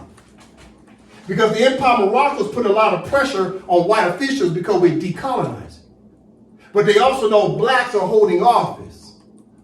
And there's too many blacks in the government of the United States of America as a country, the federal government, and there's too many blacks that sit in the seats of the internal states. So what happened is down here, black American officials will support black Moroccans. Over here in this category, Empire of Morocco is a country, black Moroccan officials will support black Americans. And look who's in the middle. Whites, the white voters and officials, white American officials, will be squeezed in the middle because you got Moroccans coming from the right and you got blacks coming from the left. You don't think these black Americans, because keep in mind, a lot of black people will not pledge their allegiance to the Empire of Morocco because they want to remain what? Black Americans, because they got a little power, they got a little power, they got a little money, a little prestige because they're on TV every day. So they're going to be some of the last ones to potentially come back and pledge their allegiance to the Empire of Morocco because they think they made it already. Take, for instance, Clarence Thomas. Clarence Thomas going to stay over here. But if you got people like Jasmine Crockett, who might stay over here too. But you don't think for a hot minute, Jasmine Crockett, who's a House of Representative of Texas, now having a seat in Washington, D.C., District of Columbus, you don't think she'll be more than happy to partner up with the Moroccans? Since the Moroccans are bringing laws that squeezes, to force the United States to adhere to Moroccan law? Because she's going to see Moroccan faces. She's going to see Moroccan faces that look black. Jasmine Crockett, and her face being black, she's going to see black faces that's Moroccans. She'll want to work with us. And that doesn't do the white man no favors. So now they're trying to remove Jasmine Crockett from her office. What's the easiest way to get rid of Jasmine Crockett? Gerrymandering to get rid of her office and turn it into a white office legally with a pen. You see, watch this. Hand me some paper, Tom.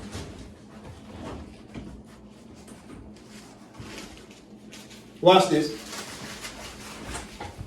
what does the United States of America want to do? They want to get rid of this section here. They want to minimize it as best they can to get rid of anybody who's pro-black.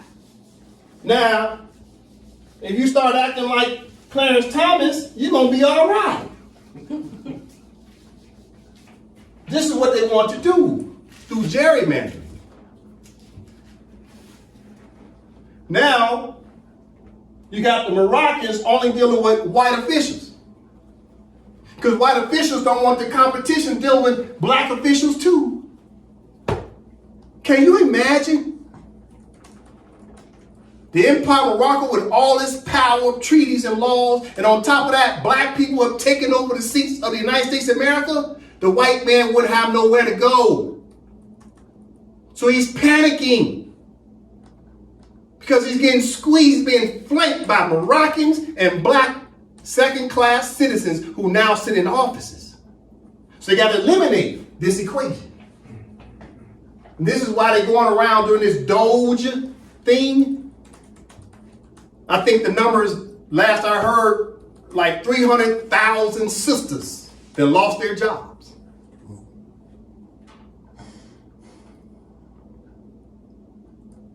Jasmine Crockett probably gonna lose her job too. I don't wish no ill will on her, but this is the direction Greg Abbott, the governor, is going on behalf of Donald Trump. Because Donald Trump and his administration, his cabinet, won't tell Americans the truth.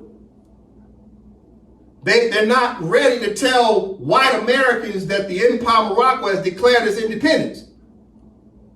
And that the country, the Empire of Morocco, has sovereignty and jurisdiction over the United States of America. And they know pretty soon it's going to come to this equation right here, where these two countries will get back into friendly relations, but they want this to look like George Washington's family again. Now, I'm going to turn the board again. Now it's going to make better sense to you. Listen.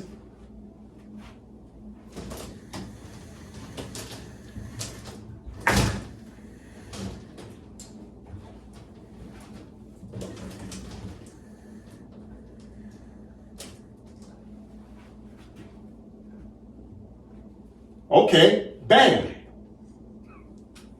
All right. So the Moors were blackamoors. Then it became 3/5 persons. And then the freed Moors and the freed Moors became naturalized Moorish subjects, which means they became second-class American citizens. And now they've been adopted as citizens, now they began to vote. And now as adopted citizens, by them voting, they started voting for black people who were Americans now. And now blacks are now the mayors, senators, House of Representatives, attorney generals, vice governors, judges, chief of police, ambassadors at the United Nations, etc. And Donald Trump and the rest of the Republican Party says, these blackamoors must be stopped because they sit in chairs of power. And they don't want blackamoors on this side of the equation as American citizens who sit in the office of power with a pen. Shall also have to deal with Moroccans who sit in the office of power, and white people are stuck right in the middle. Now, how did this happen? Because the United States did not want the Moors to have autonomy to decolonize in the 1960s. So the United States of America said, you know what, we got an idea. Let's do integration and give these black people more jobs and more opportunities. And when they went to school and got more opportunity, they started going up the ranks because they had education. Next thing you know, they sitting in government jobs all over the place. You see, the United States of America was so greedy. They said, let's just appease these Moors as second-class citizens and give them a little bit bigger slice of the apple pie. Because they thought that was better than telling these Moors, yeah, you have a right to autonomy of your own country and run your own country. And now it's backfiring on them. So yeah, it worked in the 1960s, but now in the year 2025, it's backfiring on them because all these blacks became more and more educated. Now they know how to run a government. They went from not being able to read and write to now know how to run a government. To the point they're taking seats away from white men and white women. Donald Trump wants to put an end to that. Because Donald Trump knows he's been getting letters from the Sultan of the Empire of Morocco. And the Sultan Empire of Morocco has told Donald Trump, the Moors are decolonizing this land. Martin Luther King told you in the 1960s to get ready. You've had over 60 years to get ready, United States of America. Even Martin Luther King tried to tell you. Malcolm X was hanging out at the United Nations. You've already had over 60 years to get ready, United States of America. So you have to understand it's Donald Trump's job to put black people out of office and don't let white people take over those offices. Because Donald Trump, Greg Abbott, and all the rest of these white people that are Republicans, they know they're going to have way more power than the Democratic Party, because the Democratic Party is about to lose all their black voters. Because a lot of black voters are going to pledge their allegiance to the Empire of Morocco. So the politicians are making power moves right now against the white Democrats. So they know the white Democrats party is shrinking. And now the Republicans are playing what you call a 10-year and 20-year game. They're playing it right now, right here in the year 2025. They're already preparing for another, 10, 20 years. They're looking ahead saying Democrats are done. As these Moors wake up, these black people find out they're Moors. Listen, I had to go through this. I got to explain what's really going on. Listen, who I got up here? Ketanji Brown Jackson. Who is she? She sits on the Supreme Court. She sits on the Supreme Court. And there she is. Same thing with you, good sister. You need to know, because I've been reading some of your opinions. You're fighting hard for black people. But good sister, you should already know as a judge, if you've been reading these treaties, talking to you, my sister, my beautiful sister, my highly intelligent sister, it's time for you to come home. Stop sitting there trying to look out for adopted black people. You yourself, good sister, Miss Jackson, are assisting the United States to keep black people colonized. When you sit there in that powerful chair trying to look out for colonized black people, and these black people are actually black Moors, and Moor means Moroccan of the Empire of Morocco as a country. Please, my good sister, it's time for you to come home and pledge your allegiance to the Empire of Morocco and get out of that chair. Give that chair to white people because they want it back. In all fairness, the Empire of Morocco, the Sultan, did not recognize Moors to be sitting in the chairs of the United States of America. The only reason why you sit there is because the United States of America was so greedy, they wanted us to be integrated, just to keep us from having autonomy away from them. They didn't want us to be Moroccans again, so they just embedded us even deeper underneath their jurisdiction. My good sister, please bring all that education back home to the Empire of Morocco. Pledge your allegiance to your Aboriginal, original, biological mother, which is the Empire of Morocco. Come back and help the judges of the Empire of Morocco. We need your expertise. Please. But whatever you do, stop helping the United States to keep people in the black status. Stop helping the United States to keep black people colonized in their own homeland. Stop helping black people remain subjugated because they're all suffering from what? Cognitive dissonance. They got amnesia. We need good sisters like yourself to remind black people that they ain't black. They're actually Moors, and Moor is a short title for Moroccan, and Moroccan is the nationality of the Empire of Morocco, the very land we stand on right now, good sister. So please, come home. We need you. Listen, I got something for Clarence Thomas too. Let me talk to you, Clarence. Oh, my brother. My brother, you've been bad, my brother. You turned into an Oreo, my brother. You turned into an Oreo. You know who you are? Stephen Candy. That's you, Clarence Thomas. Chucking it up, chucking it up, chucking it up with Candyland. You think the United States is Candyland and you the house Negro. Now look at that. That's Stephen Candy. Look at his face. Look at his face. Does he look just like Clarence Thomas? Look at his face. Yeah, you done sold out, Clarence Thomas. Stay over there with Candy. Stay over there with Mr. Candy. Because you know what I learned about you is this. That's exactly who you are. You hate yourself. You ain't nothing but Uncle Ruckus. That's who you are, Clarence Thomas. Your Uncle Ruckus. That's exactly who you are. Listen. However,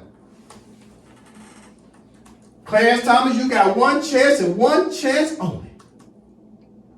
Tell black people that they're actually Moors according to the treaties, because treaties of the United States Constitution, Article 6, Clause 2 says treaty is the supreme language of the land. And within the treaties say these black people are actually Moorish subjects. And Moorish subject is another word for Moroccan subjects. And Moroccans are what? The people of the Empire of Morocco. Tell the black people the truth, Clarence Thomas. You got one chance to get it right. I'll be keeping my eye on you. Get on the microphone and enforce the treaty language, because the treaty supersedes the language even of the Constitution of the United States, because there wouldn't be a United States of America if it wasn't for the Sultan, the Empire of Morocco, and the Moors. And you know that, Clarence Thomas. So get it right. I'll be keeping my eye on you. Get on the podium and tell the people the truth. Redeem yourself, Uncle Ruckus, and tell the black people that they ain't black, that they're actually Moors. Redeem yourself, sir. Moving on. Now,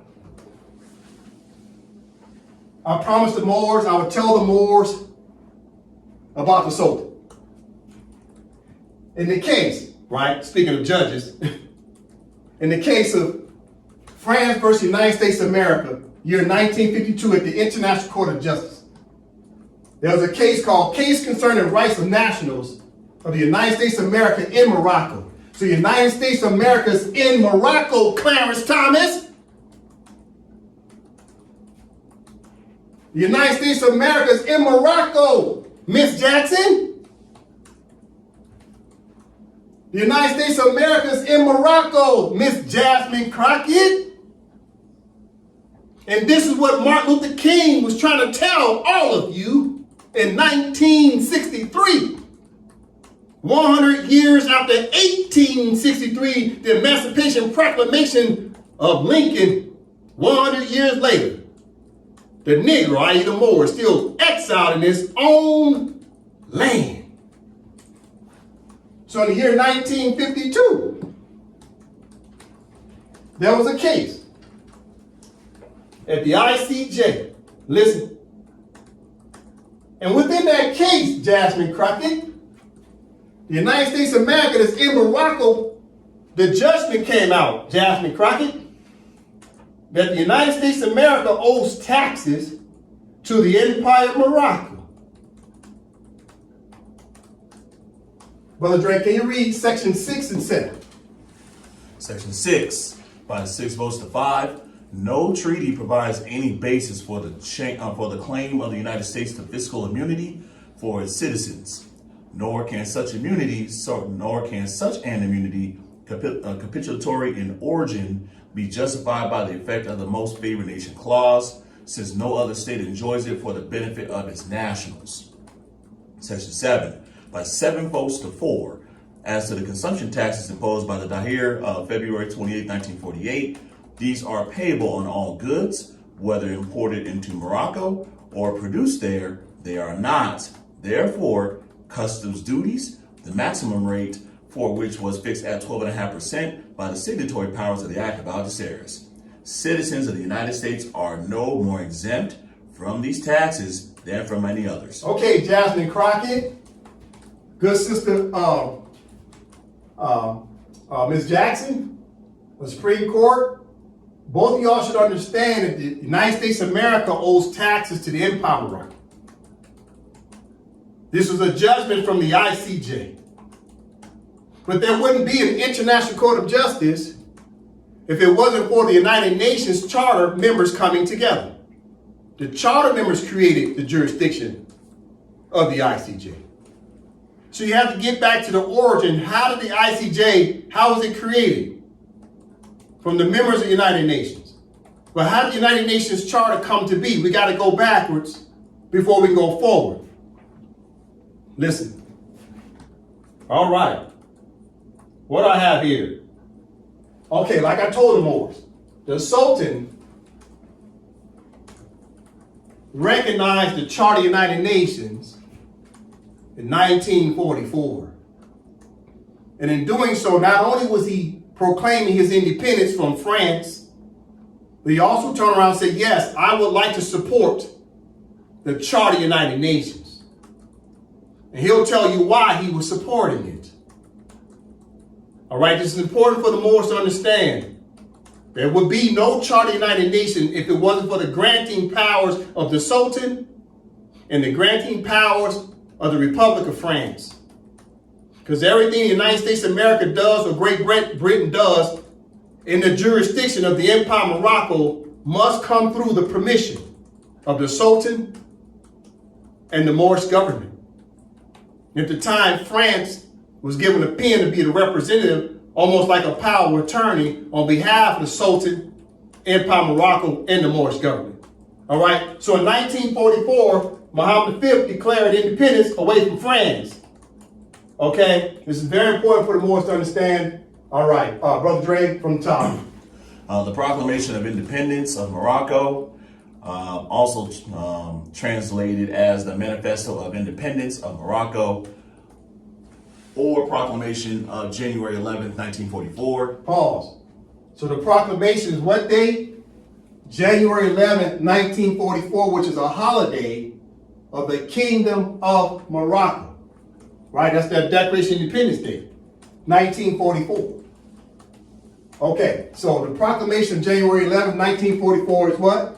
Is a document in which Moroccan nationalists call for the independence of Morocco in its national entirety under Mohammed V bin Yusuf, as well as the installment of a democratic constitutional government to guarantee the rights of all segments of society.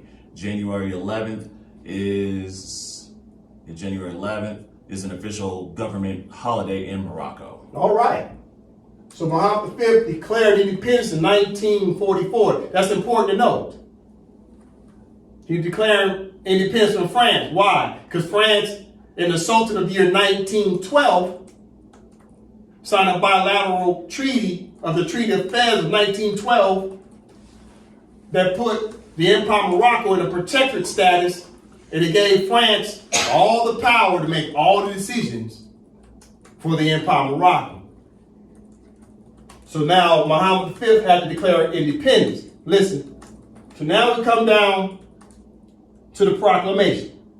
This is important to know. Pay attention, Moors. Okay, Brother Dre. On the text of the Proclamation of Independence of January 11th, presented to Sultan Muhammad V, English, praise God for the Istiqlal Party, which is composed of members of the former Nationalist Party as well as independent persons. Whereas Morocco has always constituted a free and sovereign state, in that it has held its independence through 13 centuries up until the moment when, under particular circumstances, a protectorate regime was imposed upon it. Whereas the regime's objective and purpose were to give Morocco a set of administrative, financial, and military reforms without impinging on the traditional sovereignty of the Moroccan people under the aegis of their king. Now, keep in mind, he was a sultan. So when you see English, they start throwing his name on their king. In 1944, Muhammad V was still what? The sultan, right? Let's go back up. What was his title? Sultan. Sultan Muhammad V, not king. So remember now, the United States like to play games with words. He was not the king until after 1956. But in this letter, he's writing it in 1944. Okay. Take it from the top.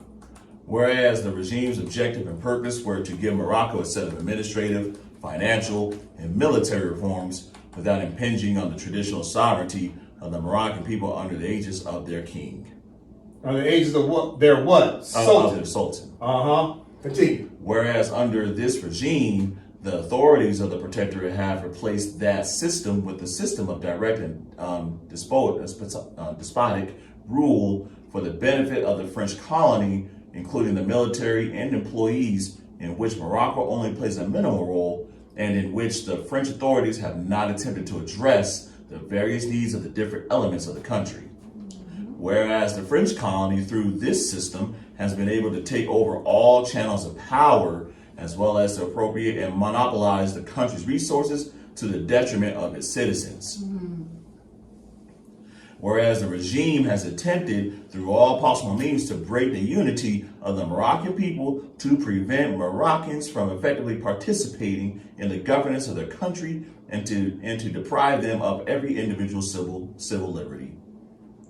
Whereas the circumstances the world faces today are not those in which the protectorate was established.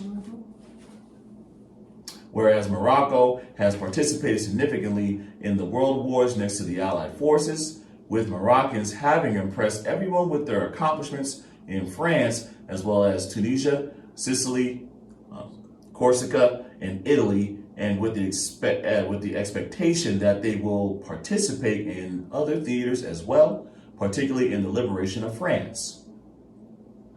Whereas the Allies, who shed their blood for the cause of liberty, stated in the Atlantic Charter that all peoples have the right to self-determination, to govern themselves by themselves, and expressed recently at the Tehran Conference their resentment toward the doctrine that the mighty should dominate the weak. All right, so pause right there. So what's the Atlantic Charter? That was the name of the United Nations Charter at first. It was called the Atlantic Charter.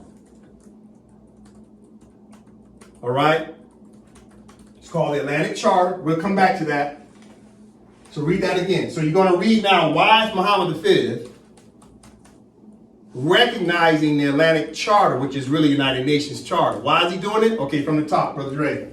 Whereas the Allies, who shed their blood for the cause of liberty, stated in the Atlantic Charter that all peoples have the right to self-determination, to govern themselves by themselves, and expressed recently at the Tehran Conference their resentment toward the doctrine that the mighty should dominate the weak. So you see the reason why the Sultan wants to recognize the charter, because the charter's got express language in it that was giving the Sultan the power to get away from France.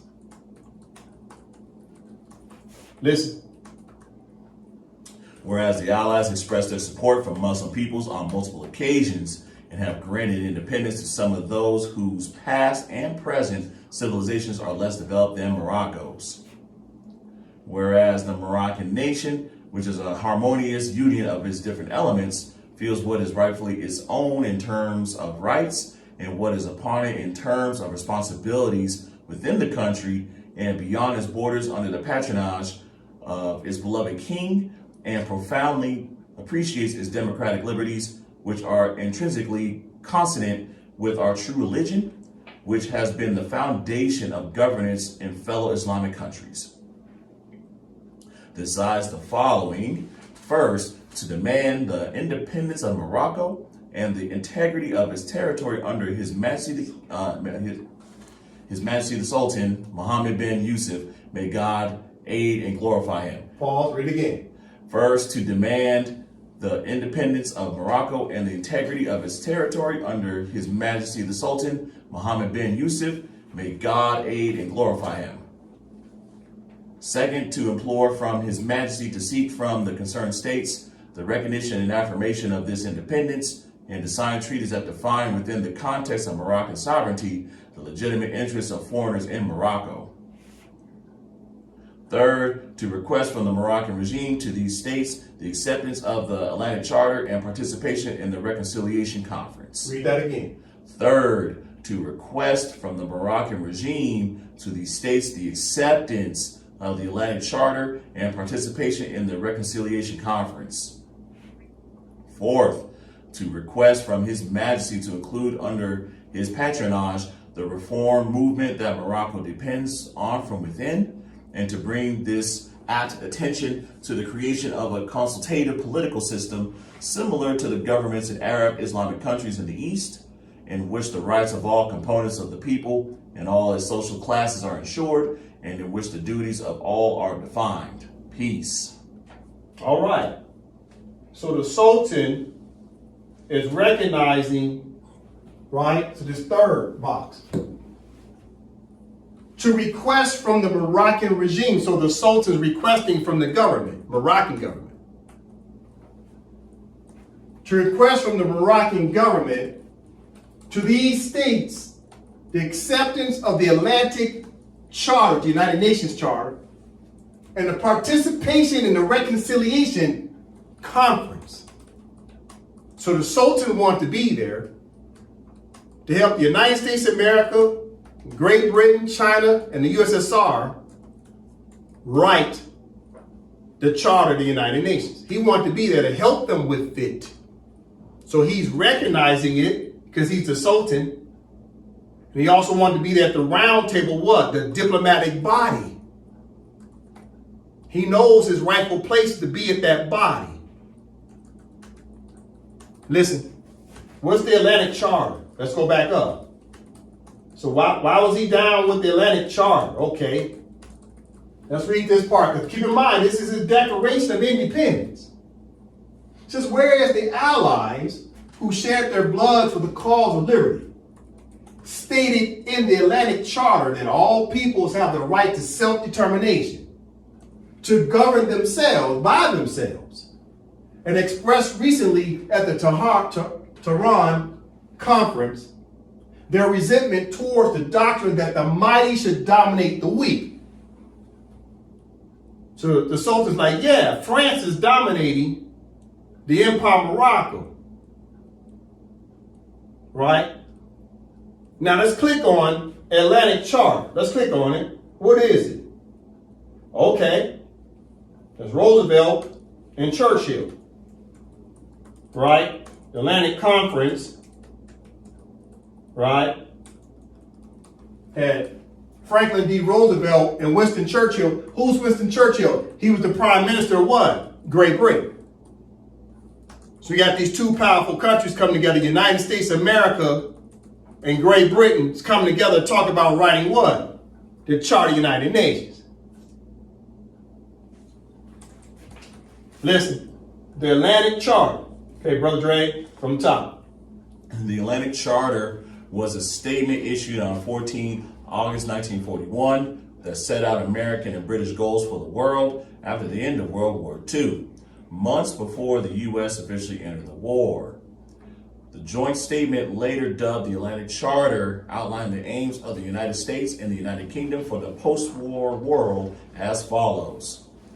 No territorial aggrandizement, no territorial changes made against the wishes of the people, self-determination, the restoration of self-government to those deprived of it, reduction of trade restrictions, global cooperation to secure better economic and social conditions for all, freedom from fear and want, freedom of the seas, abandonment of the use of force, and disarmament of aggressor nations. The Charter's adherents signed the declaration by the United Nations on 1 January 1942, which was the basis for the modern United Nations. All right, so the Atlantic Charter, in which the Sultan was recognizing, and he wanted to be a part of the diplomatic body of writing the words to it. The Atlantic Charter had been what? The Charter's adherents signed the declaration by the United Nations on 1 January 1942, which was the basis for the modern United Nations.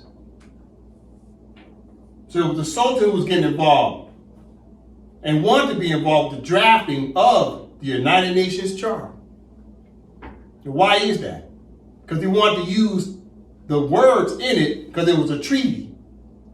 to say the Sultan could declare his independence from France because the Treaty of Fez of 1912 did not have an expiration date. It did not have a provision in it that says either the parties could terminate the treaty upon what? Notification. It was perpetual. That treaty would have lasted 100 years.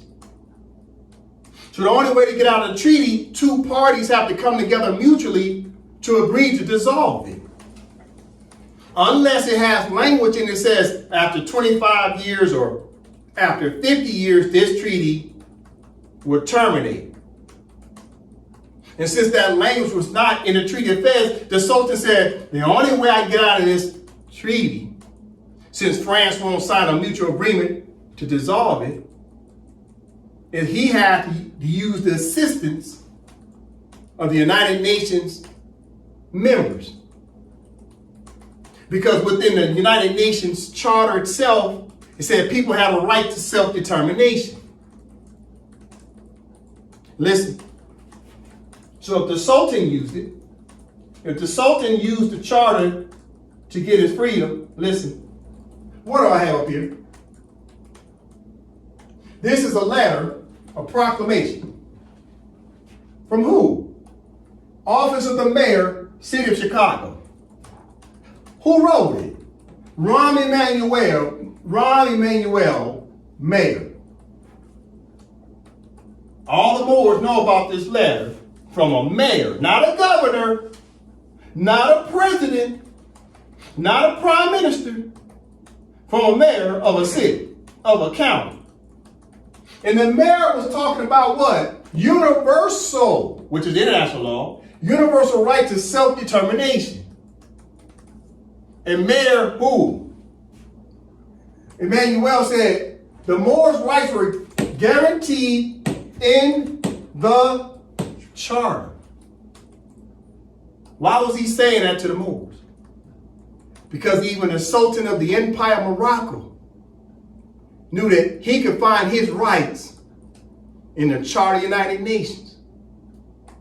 And this is how the Sultan of the Empire of Morocco was able to terminate a colonial treaty of the Treaty of Fez of 1912. So if the Sultan had to do it, and then he stepped down and become a king of the Kingdom of Morocco, because that was the arrangement he had to do. Why is that? Because Muhammad V is now a Moor.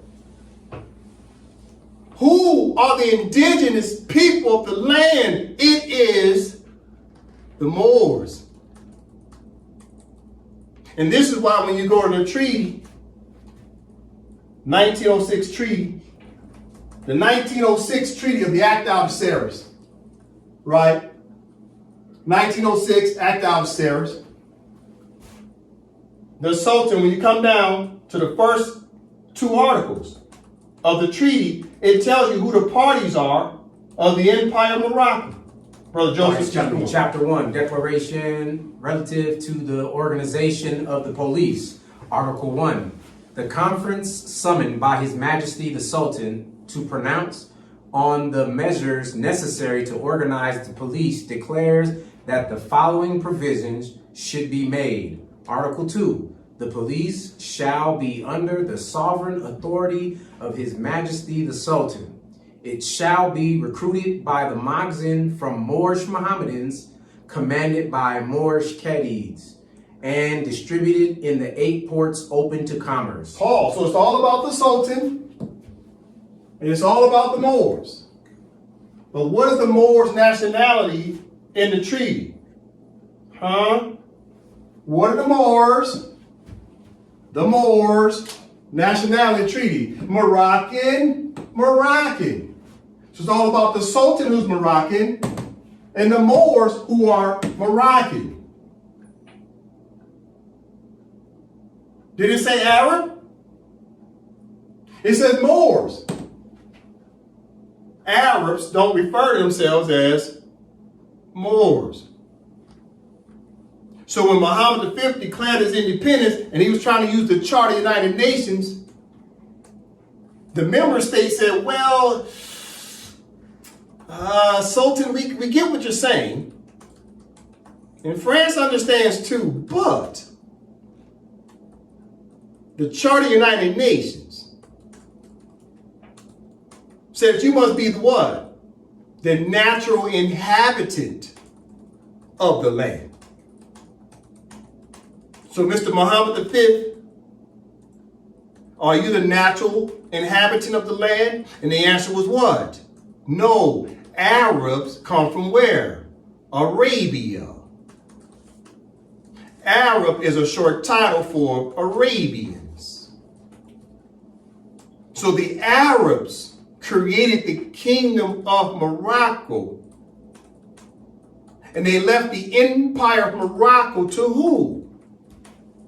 The Sultan, who's Moroccan, and the Moors, who are what? Moroccans, because those are the who? The natural inhabitants of the land. So in other words, they met Muhammad V halfway.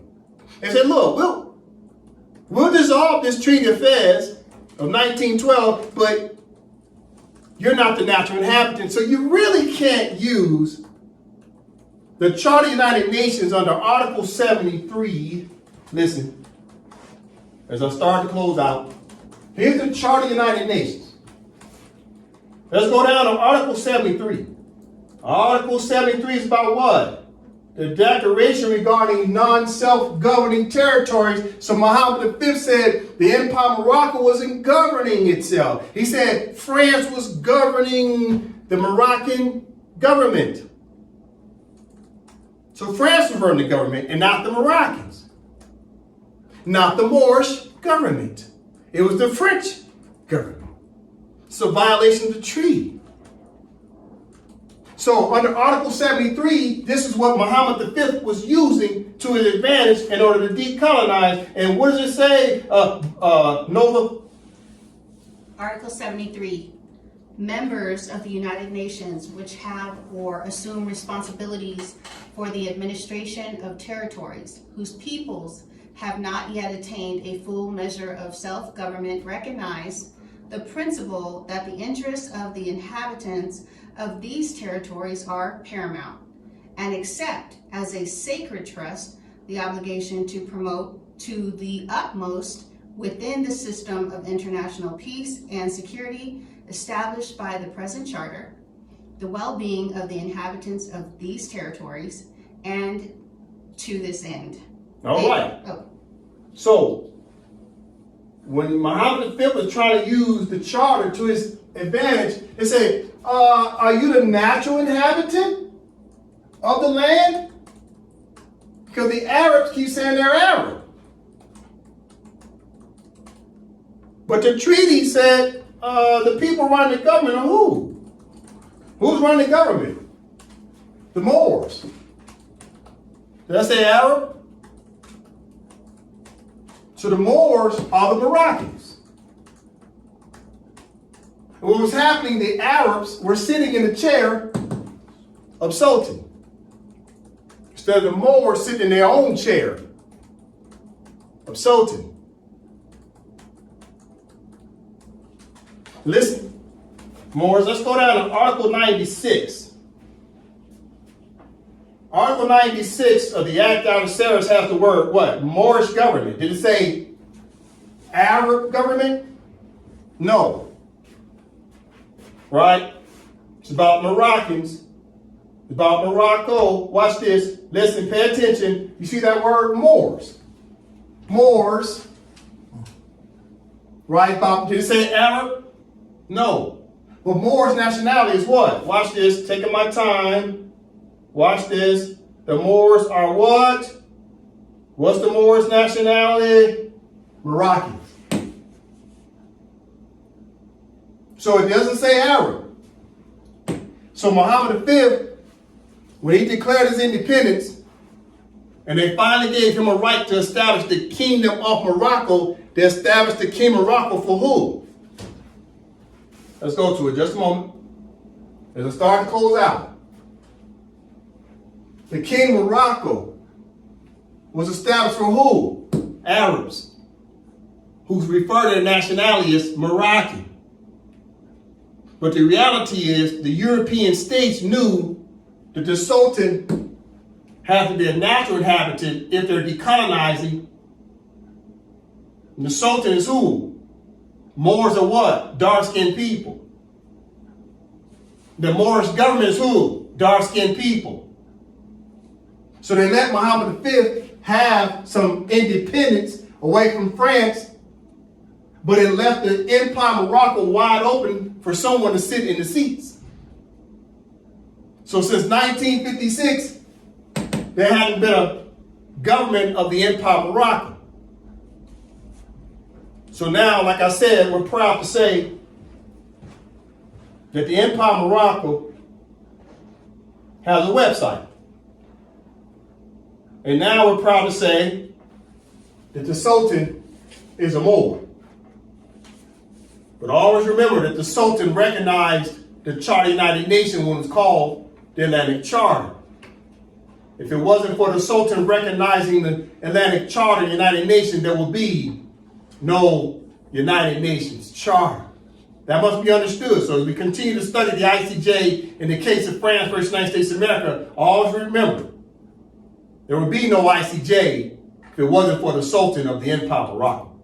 I end with that. Islam. Islam.